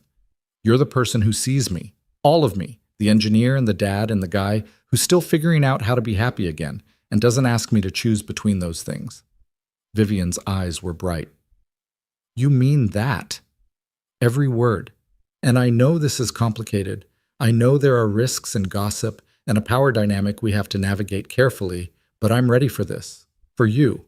If you're ready for me and Noah as a package deal. She reached up and touched his face, her hand warm against his skin. I want the package deal. All of it. Even the Lego sets and the school pickups and the fact that I'm going to have to learn how to talk to an 8-year-old without using corporate speak. Ethan laughed, relief flooding through him. Noah already likes you. You're ahead of the curve. Good. Because I like him too. And I like you. And I'm tired of pretending I don't. She kissed him then. Properly this time, and Ethan felt 3 years of grief and caution dissolve into something that felt like permission to live again. When they finally pulled apart, Vivian was smiling. The takeout's getting cold. Let it. I want to do this a little longer. So they did, standing in his small kitchen while rain drummed against the windows, kissing like two people who'd found something they'd stopped believing they deserved. Later, after they'd eaten and talked and Vivian had left before Noah came home because they both agreed they needed to tell him together, properly, when the time was right, Ethan sat on his couch with his phone in his hand, staring at a photo Catherine had taken years ago. The four of them at the beach, Noah and Emma building a sandcastle, while Catherine laughed at something off camera. I'm going to be happy again, he said quietly to the photo. And I think you'd like her. I think you'd want this for me. The photo didn't answer, but Ethan felt a sense of peace settle over him anyway. The next morning, he walked into Apex Nova with the quiet confidence of someone who'd made a choice and meant it. Vivian was already in her office when he passed, and when she looked up and smiled at him through the glass wall, he smiled back. Miranda noticed. You two are terrible at hiding things. We're not hiding, just being professional. That professional would be not looking at her like she hung the moon. Noted. I'll work on that. But he didn't work on it, because why should he? He'd spent 3 years hiding, protecting himself, keeping the world at arm's length, and he was done with that. At lunch, Vivian texted him, Dinner Friday? With Noah. I think it's time. Ethan showed Noah the text that night while they were doing homework. Ms. Cross wants to have dinner with both of us on Friday. Is that okay with you? Noah looked up from his math worksheet, eyes bright. Like a date? With all three of us? Kind of. I wanted to make sure you were comfortable with it before I said yes. Does this mean she's your girlfriend? Ethan took a breath. Would that bother you? Noah thought about it for a long moment, his expression serious in the way that meant he was really considering the question. Mom's not coming back, is she? The question hit Ethan in the chest, unexpected and devastating. No, buddy, she's not. And you miss her. I know you do, even when you don't say it. I miss her every day. So do you. Yeah. Noah's voice got smaller. But Ms. Cross makes you smile. And I like when you smile. So if she's your girlfriend and she makes you happy, then it's okay. Mom would want you to be happy too. Ethan pulled Noah into a hug, pressing his face against his son's hair, wondering when his 8-year-old had become so wise. I love you, buddy. You know that? I know. And I love you too. Noah pulled back. So, can we get pizza on Friday? Ms. Cross likes pizza. Ethan laughed through the tightness in his throat. Yeah, we can get pizza. Friday came with the kind of nervous energy Ethan associated with job interviews and first dates. He changed his shirt 3 times before Noah pointed out that he was being ridiculous, and they left for the restaurant early because sitting at home waiting felt impossible. Vivian arrived exactly on time, and Noah ran to hug her before Ethan could even say hello. You came. Of course I came. I wouldn't miss this. She hugged him back, then looked at Ethan over Noah's head, her expression soft and warm. They got a booth, ordered pizza, and for the first hour it was easy. Noah told Vivian about school, about his friend Tommy, about the science project he was working on. Vivian listened with the same attention she gave board meetings, asking questions that made Noah light up with pride. But eventually, Noah asked the question Ethan had been waiting for. Ms. Cross, are you Dad's girlfriend now? Vivian glanced at Ethan, a silent question. How do we handle this? Ethan nodded. Your call. She looked back at Noah, her voice gentle. I'd like to be, if that's okay with you. Your dad and I care about each other, and we want to spend more time together, but we also want to make sure you're comfortable with that. Noah considered this, swirling his straw in his lemonade. Will you come to my soccer games? Dad comes, but it's more fun when there's more people. I'll come to every game I can. And will you still be nice to Dad at work? Because Tommy's mom says sometimes people are mean when they break up. Vivian's expression was serious. I'll always be respectful to your dad, Noah. Whether we're together or not, he's important to me, and so are you. Okay. Noah nodded, satisfied. Then you can be his girlfriend. But you have to call me Noah, not Mr. Parker. That's weird. Vivian smiled. Deal. They finished dinner, and when they walked out to the parking lot, Noah ran ahead to look at a dog someone was walking, giving Ethan and Vivian a moment alone. That went well, she said quietly. Better than I expected. He's been worried about me being alone. He's a good kid, Ethan. You've raised him well. We've both been raising each other, honestly. He took her hand, not caring if Noah saw. Thank you for this, for being patient with him, with both of us. There's nowhere else I'd rather be. Noah ran back, the dog forgotten. Can Miss Cross come over sometime? I want to show her my Lego collection. Vivian looked at Ethan, eyebrows raised. Sure, Ethan said. How about Sunday afternoon? Noah cheered and Vivian squeezed Ethan's hand, and for the first time in 3 years, Ethan felt like he was building something instead of just holding on to what remained. Sunday afternoon, Vivian showed up in jeans and a sweater, looking more relaxed than Ethan had ever seen her. Noah gave her a tour of his room, showed her every Lego set with detailed explanations of construction techniques, and then asked if she wanted to help build a new spaceship. Ethan watched from the doorway as the 2 most important people in his life sat on the floor surrounded by plastic bricks, laughing when pieces didn't fit, celebrating when sections clicked together. And he thought about Catherine, about how she would have loved seeing Noah this happy, this open with someone new. Later, after Noah had gone to bed and Vivian was getting ready to leave, she paused at the door. I meant what I said to Noah, about respecting you whether we're together or not. I know. But I hope we stay together, because this, you, Noah, building spaceships on a Sunday afternoon, this is the happiest I've been in years. Ethan kissed her softly. Same. All of it. She left and Ethan cleaned up the Lego pieces scattered across the living room, thinking about futures and families and the strange mathematics of loss and love. His phone buzzed. A text from Vivian. Thank you for today, for letting me in. He typed back, thank you for wanting in. Her response came immediately. Always. And Ethan believed her. The winter came early that year, bringing snow to Manhattan in mid-November and transforming the city into something softer around the edges. Ethan had always loved the first snow, the way it made everything quiet for a few hours before the plows and footprints turned it gray. This year felt different, though. This year, he wasn't watching the snow fall alone. Vivian had started spending Sunday afternoons at the apartment, a routine that had developed organically over the past month. She'd help Noah with homework, sit through animated movies Ethan had seen a dozen times, and occasionally fall asleep on the couch with her head on Ethan's shoulder while Noah built elaborate structures out of whatever materials he could find. It felt natural in a way that surprised them both. No awkwardness, no forcing, just three people learning how to be a family without calling it that out loud. At work, things had settled into a comfortable professionalism. They were careful not to show favoritism, kept meetings focused on business, and saved the personal conversations for after hours. But people had stopped gossiping, mostly because there was nothing scandalous to report.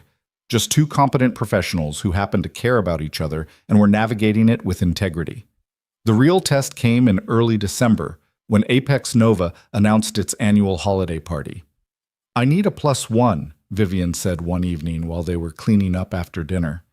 Noah was in his room reading, giving them a rare moment of privacy. And I'd like it to be you, but I want to make sure you're comfortable with that level of public. Ethan dried a plate, considering. You mean comfortable with everyone at the company seeing us together as a couple instead of just suspecting it? Exactly. Once we walk in together, it's official. No more plausible deniability. Do you want plausible deniability? She turned to face him, her expression serious. No, I want to walk into that party with you and not care what anyone thinks. But this affects you too, and Noah, and I need to know we're on the same page. Ethan set down the dish towel and took her hands. I'm tired of being careful, tired of acting like what we have is something to hide. So yes, I'll be your +1. And if people have opinions, they can keep them to themselves or find new jobs. Vivian smiled, relieved. Noah can come too if he wants.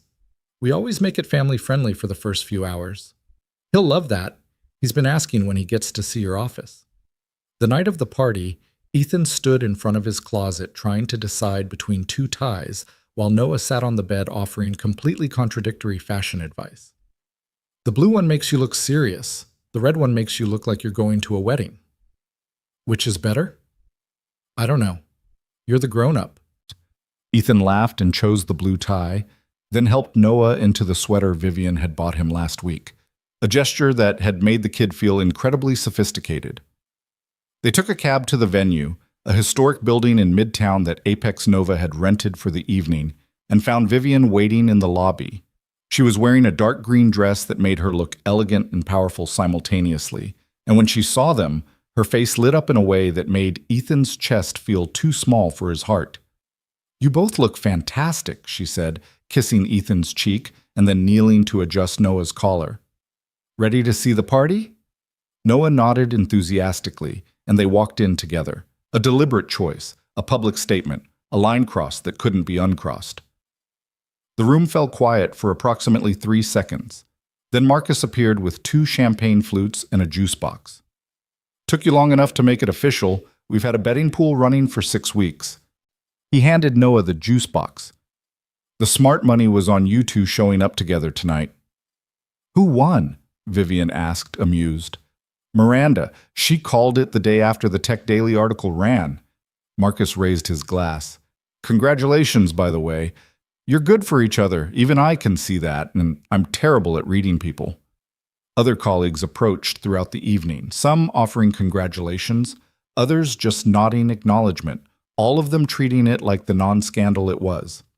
By the time dinner was served, Ethan had relaxed enough to actually enjoy himself. Noah, meanwhile, was having the time of his life. Miranda had taken him under her wing and was introducing him to everyone as Mr. Parker's son and our unofficial junior consultant. He ate 2 desserts, learned how to play poker from the finance team, and fell asleep in a chair by 9 o'clock with chocolate on his face. "He's out," Vivian observed, looking at Noah with affection. "Want me to call you a car?" "Not yet. He can sleep a little longer." Ethan adjusted Noah's position so he wouldn't get a crick in his neck. "This was nice. Thank you for including him. He's part of the package deal. I meant that." They were standing by the windows overlooking the city when Graham Winters approached, champagne in hand and a knowing smile on his face. "Vivian, Ethan, enjoying yourselves?" "Very much," Vivian said. "Thank you for approving the venue. It's perfect."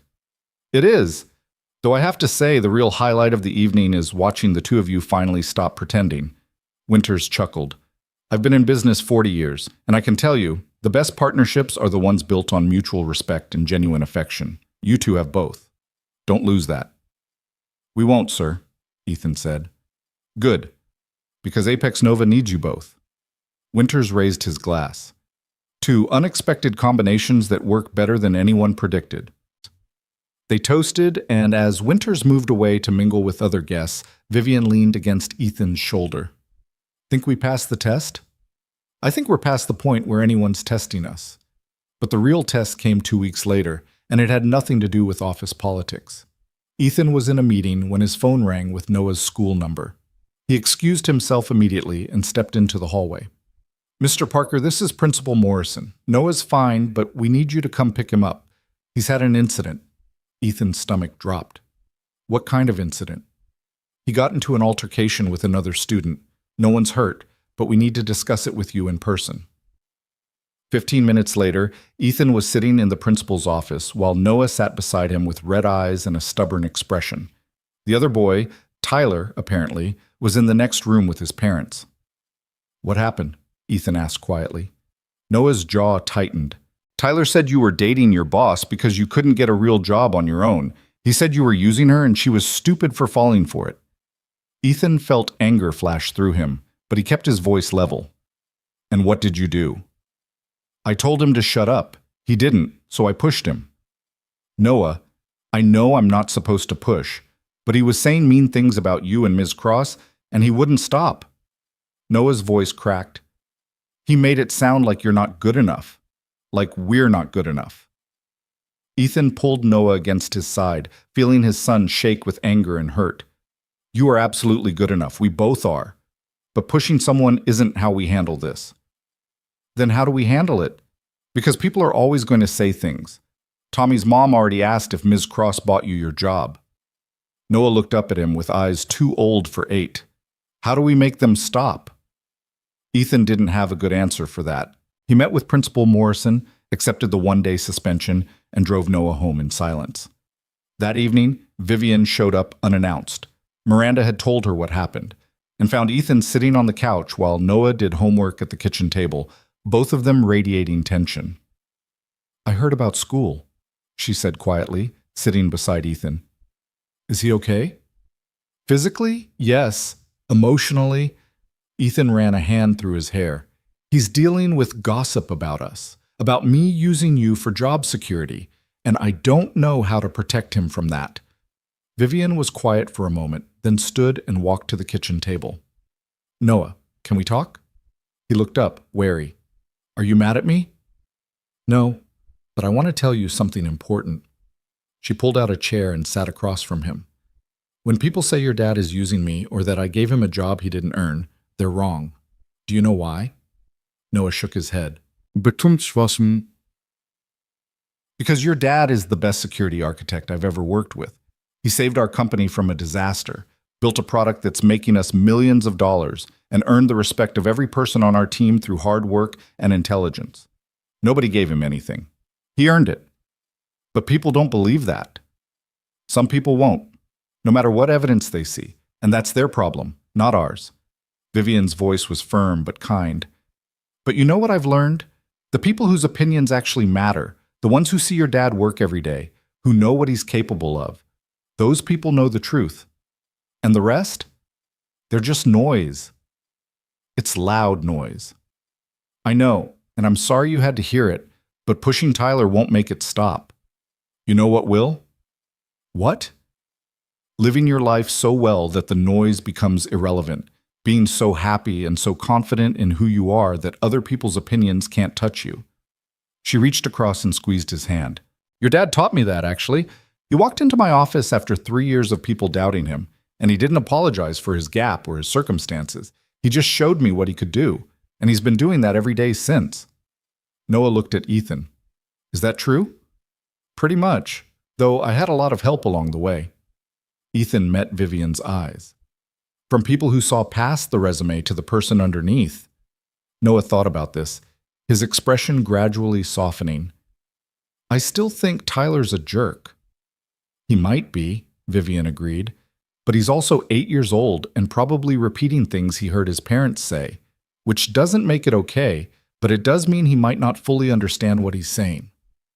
So what do I do if he says it again? You walk away. You tell a teacher. You remember that his words don't define you or your dad, and you trust that the people who love you know the truth. Noah nodded slowly, then went back to his homework with less tension in his shoulders. Vivian returned to the couch, and Ethan pulled her close. Thank you for that. He needed to hear it from you. We're in this together, Ethan. That means when someone comes after you or Noah, they come after me too, and I don't back down from fights that matter. I'm starting to realize that. They sat in comfortable silence while Noah finished his homework, and when he went to brush his teeth, Vivian turned to Ethan with a serious expression. This won't be the last time people question us. The gossip, the assumptions, the implications that you're only successful because of our relationship, it's going to keep happening. I know. And I need you to know that I will defend you every single time, publicly, privately, wherever it needs to happen, because you're not using me and I'm not doing you favors. We're building something real, and anyone who can't see that can answer to me. Ethan kissed her forehead. I don't need you to fight my battles. I know you don't, but I'm going to anyway because that's what partners do. The word settled between them. Partners, not just colleagues or boyfriend and girlfriend, but something deeper and more permanent. Partners, Ethan repeated. I like that. Good, because I'm keeping you. The incident with Tyler turned out to be a turning point. Noah returned to school the next day with a note from Principal Morrison and an apology from Tyler's parents, who'd apparently had a serious conversation with their son about repeating gossip. Tyler himself approached Noah at lunch and mumbled an apology that sounded genuine, if embarrassed. Noah told Ethan about it that night with the matter-of-fact tone of someone who'd processed and moved on. Tyler said his mom told him she was wrong about you and Ms. Cross. He said sorry for pushing back when I pushed him first.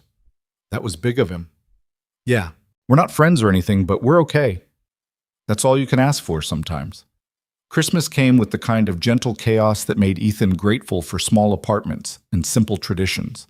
Vivian spent Christmas Eve with them, helping Noah make cookies that were more frosting than cookie and watching holiday movies until they all fell asleep in a pile on the couch. On Christmas morning, Noah woke them both at 6:30, vibrating with excitement about the presents under the tree.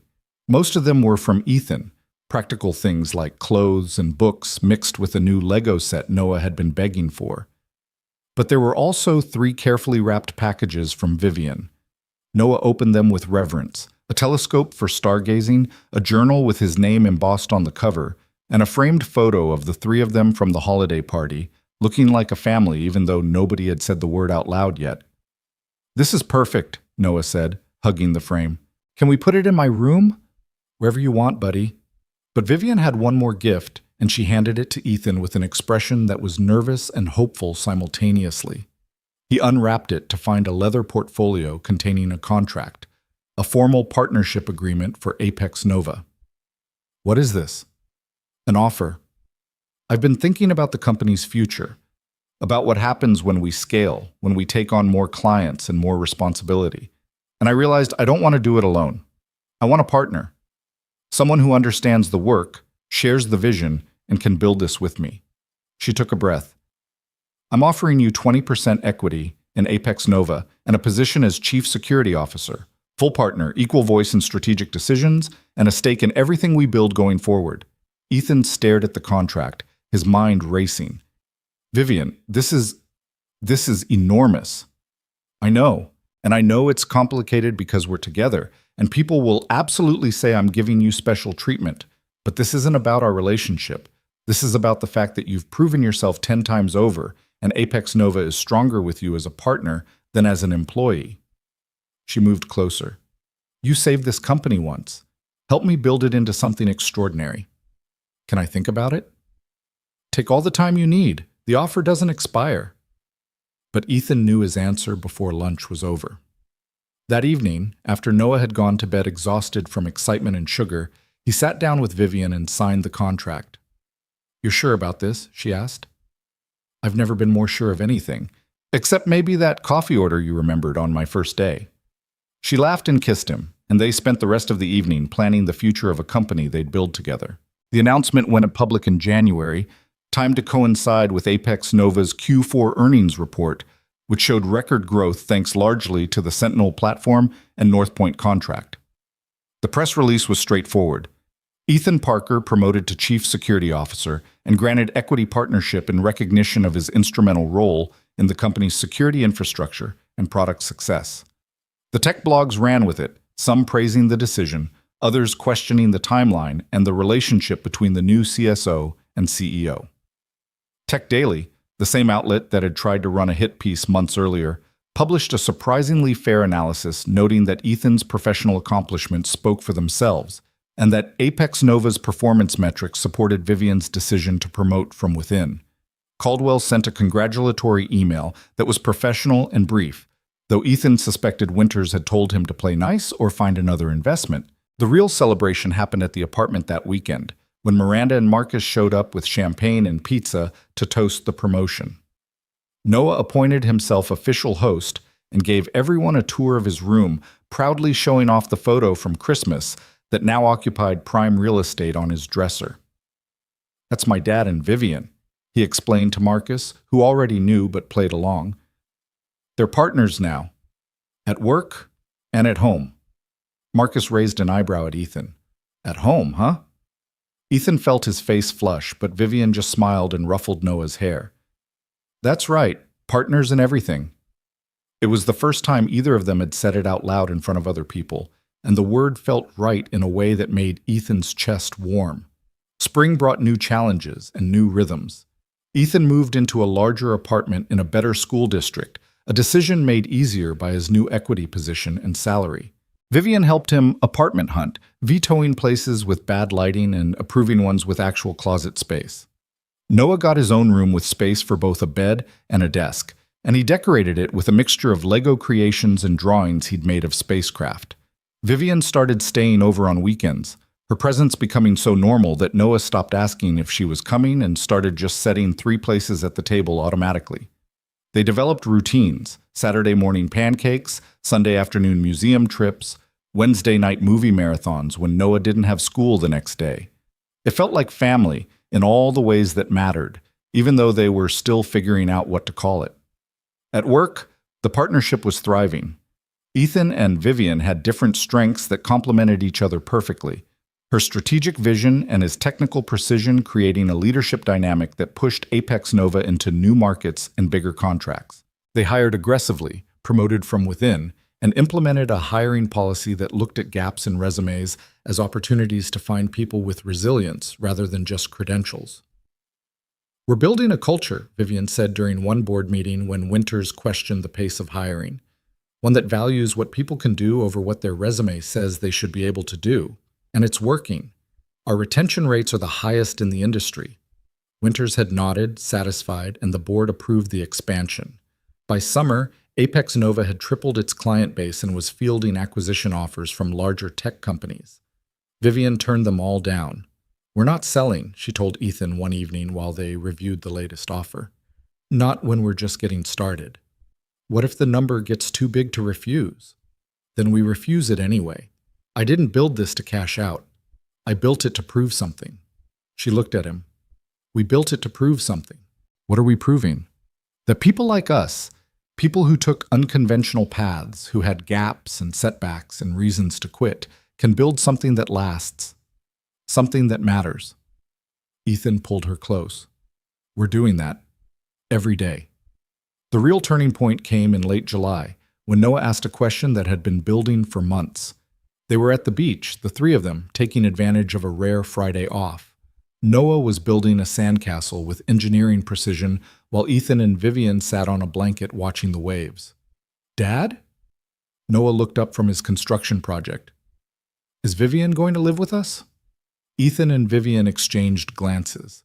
They'd been dancing around this question for weeks, both knowing the answer but unsure how to broach it with Noah. "Would you want her to?" Ethan asked carefully. Noah considered this, his expression serious. "Yeah, I mean, she's here all the time anyway, and it's weird when she leaves on Sunday nights. Like the weekend's not finished." Vivian moved to sit beside Noah in the sand. "If I lived with you guys, it would be a big change. We'd have to figure out new routines, share space, make decisions together. Are you ready for that?" "Are you going to marry my dad?" The question hung in the air, direct and innocent and completely terrifying. "I don't know," Vivian said honestly. "We haven't talked about that yet. But I care about both of you very much, and I want to be part of your family. Whether that means marriage someday or just being together, we'll figure it out as we go." Noah nodded, satisfied with the honesty. "Okay, then you should move in. You can have the guest room, or you can share Dad's room. I don't care. But you should be there when I wake up, not just on weekends." Ethan felt something crack open in his chest, the last piece of protection he'd been holding on to, the final wall between grief and future. "What do you think?" he asked Vivian quietly. "I think Noah's right. I think we should stop pretending Sunday nights are enough." She took his hand. "I want to be there when you wake up, both of you." They told her yes right there on the beach, with sand in their shoes and salt in the air, and Noah cheering like they'd just agreed to let him stay up past bedtime. Vivian moved in 3 weeks later, bringing surprisingly few belongings for someone who'd lived alone for a decade. Most of her furniture went to storage, her books integrated into Ethan's shelves, and her clothes filled exactly half the closet space Ethan had cleared for her. "You travel light," he observed, watching her unpack. "I got used to not accumulating things. Easier to move when you don't have attachments." She smiled. "But I'm ready for attachments now." The first morning she woke up in their apartment, not visiting, not staying over, but actually living there, Ethan made coffee and found her sitting at the kitchen table with Noah, both of them still in pajamas, arguing good-naturedly about whether waffles or pancakes were superior breakfast food. "Waffles hold syrup better," Noah insisted. "But pancakes are fluffier," Vivian countered. "Dad, tell her waffles are better." Ethan set down 3 coffee cups, 2 regular, one mostly milk and sugar for Noah, who was convinced he needed coffee to be a proper adult. "I'm staying out of this. You two figure it out." They compromised on French toast, and Ethan watched them cook together, Vivian teaching Noah how to get the egg mixture just right while he explained the optimal cinnamon-to-sugar ratio. And he thought about Catherine, about how she would have loved this, loved seeing Noah happy and confident, loved knowing he'd found someone who saw their son as a whole person instead of a tragedy. That evening, after Noah was asleep, Ethan found a box in the back of his closet, the one he'd packed 3 years ago and hadn't opened since. Inside were photos, letters, small objects that belonged to Catherine and Emma. He'd kept them hidden, unable to look at them without feeling like he was drowning. But tonight, he opened the box. Vivian found him sitting on the bedroom floor, surrounded by memories, and instead of asking if he was okay, she just sat down beside him. "Tell me about them," she said quietly. So he did. He told her about Catherine's terrible singing voice and her gift for making anyone feel heard. He told her about Emma's obsession with butterflies and her habit of narrating everything she did like she was hosting a nature documentary. He showed her photos, birthdays, holidays, random Tuesday afternoons when nothing special happened except being together. "They were my whole world," he said. "And then they were gone, and I didn't know how to have a world anymore." Vivian took his hand. "You built a new one, slowly, piece by piece, and now we're here. Do you ever feel like you're competing with them? With ghosts?" "No, because loving Catherine doesn't mean you can't love me. Grief and joy aren't mutually exclusive, Ethan. You taught me that." He pulled her close, and they sat there on the floor with the past spread around them and the future uncertain but possible. The anniversary of the accident came in September, 3 years to the day. Ethan had always taken it off work, spent it alone with Noah visiting the cemetery, and then hiding in the apartment until the day ended. But this year, Vivian asked if she could come with them. They drove to the cemetery together, the three of them, and stood in front of 2 headstones that bore names Vivian had never known in life but had come to understand through Ethan's stories. Noah placed flowers on his mother's grave, then his sister's. "Hi, Mom." "Hi, Emma. I brought Vivian. She's Dad's partner now, and she lives with us. I think you'd like her. She's really smart, and she makes Dad smile a lot." Ethan's throat tightened, but he managed to speak. "We miss you both, every day. And we're doing okay. Better than okay, actually. Noah's doing great in school. I've got a job I love. We're building something good." He paused. "I hope that's okay. I hope you're not angry that we're moving forward." Vivian stood slightly behind them, giving them space but present enough to matter. And when they were ready to leave, Noah took her hand along with Ethan's, creating a chain that led them back to the car. That night, instead of hiding in grief, they ordered Chinese food and looked through old photo albums. Ethan told stories about Catherine and Emma that he hadn't told in years, and Noah laughed at memories he'd been too young to fully remember. And Vivian listened, asked questions, and helped them weave the past into the present instead of keeping it locked away. "Thank you," Ethan said later, after Noah had fallen asleep on the couch between them, "for being here, for not making me choose between honoring them and being with you. You'll never have to choose. They're part of your story, which means they're part of ours." She brushed hair off Noah's forehead, "And I think they'd be proud of who you've become, who he's becoming." Ethan kissed her, careful not to wake Noah, and felt the last piece of guilt dissolve into gratitude. Winter came again, bringing snow and holiday preparations and a sense of completion that Ethan hadn't realized he'd been chasing. Apex Nova's year-end numbers were extraordinary, prompting another round of acquisition offers that Vivian declined with increasing confidence. They hired 20 new employees, opened a second office, and launched a new product that immediately gained traction. At home, life settled into comfortable patterns. Noah thrived in school, made new friends, and stopped having nightmares about the accident. Vivian learned to cook 3 meals reliably and gave up on the rest, accepting that takeout was a valid dinner option. Ethan discovered he was actually good at being happy, once he gave himself permission. On a cold December evening, exactly 1 year after Vivian had given him the partnership contract, Ethan found himself standing in front of that same Starbucks where everything had started.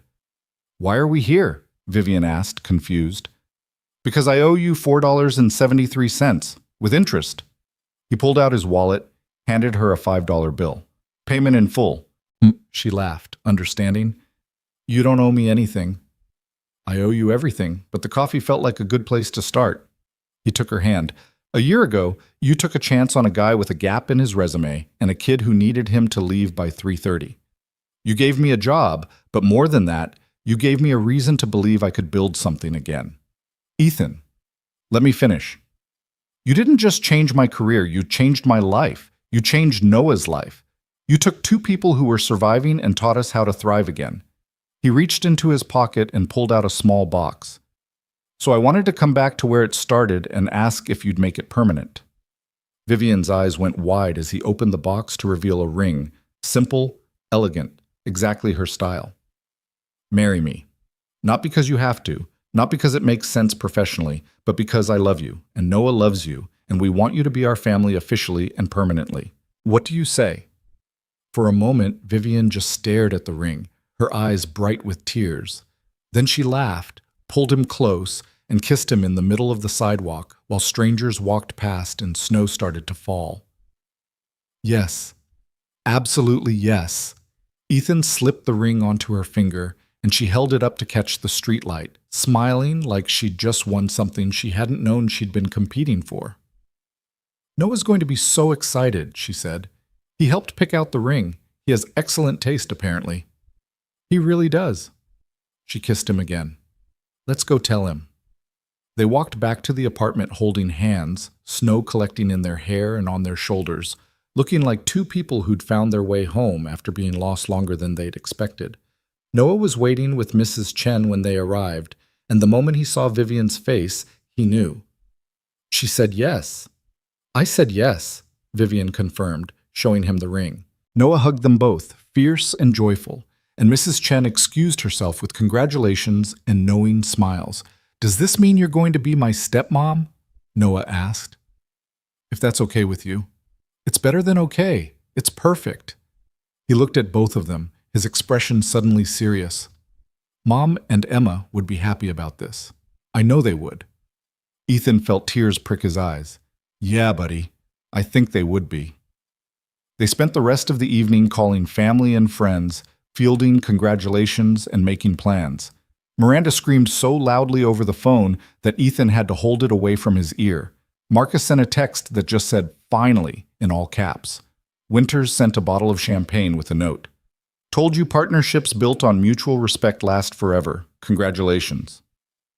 That night, after Noah had gone to bed still vibrating with excitement, Ethan and Vivian sat on the couch with the city lights glowing through the windows. How do you feel? She asked. Happy, grateful, a little terrified that I'm going to wake up and this will all be a dream. It's real. All of it. She leaned against him. We built this, Ethan. From a declined credit card and a $5 bill to a company, a family, a future. We actually did it. We did. They sat in comfortable silence, and Ethan thought about the journey that had brought them here, the accident that had broken his life, the 3 years of survival, the morning he'd stepped forward to pay for a stranger's coffee without knowing it would change everything. I would do it all again, he said quietly, every hard part, every impossible day, because it led here, to you, to this. Vivian kissed his temple. Me too. Every single part. The wedding happened in spring, small and intimate in a garden that reminded Ethan of the places Catherine had loved. Noah stood beside him as best man, wearing a suit that made him look impossibly grown up. Miranda officiated, reading vows Ethan and Vivian had written themselves about partnership and respect and choosing each other every day. When it came time for the rings, Noah handed them over with steady hands and a smile that showed he understood the significance of what was happening. I now pronounce you partners in life, in work, and in everything that matters, Miranda said, grinning. You may kiss your bride. Ethan did, and the small gathering of friends and family cheered, and Noah hugged them both like he was trying to hold the moment in place forever. At the reception, Winters gave a toast about unconventional paths leading to extraordinary destinations. Marcus gave one about finally winning the office betting pool. And Noah gave one that made everyone cry, about how his dad had taught him that loving someone new didn't mean forgetting someone old, and how Vivian had taught him that family was what you built, not just what you were born into. As the sun set and the party wound down, Ethan found himself standing with Vivian by the same spot where they'd exchanged vows, watching Noah chase fireflies with the other children. No regrets? Vivian asked. Not a single one. Good, because you're stuck with me now. Best decision I ever made. He pulled her close. Well, second best. The first was buying you that coffee. She laughed, and they stood there watching their son play, two people who'd found each other in a crowded Starbucks and decided to build something neither of them had been looking for, but both of them needed. The future stretched ahead of them, uncertain and promising, full of challenges they'd face together and victories they'd celebrate as a team. Apex Nova would continue to grow, Noah would continue to thrive, and Ethan and Vivian would continue to prove that sometimes the best things in life came from taking a chance on someone when logic said you shouldn't. Because $4.73 had bought more than coffee that morning. It had bought connection, possibility, and the courage to believe that life could surprise you with joy even after it had broken you with grief. And standing there in the garden with his wife and his son, and a future that finally felt like home, Ethan knew that some investments paid dividends forever.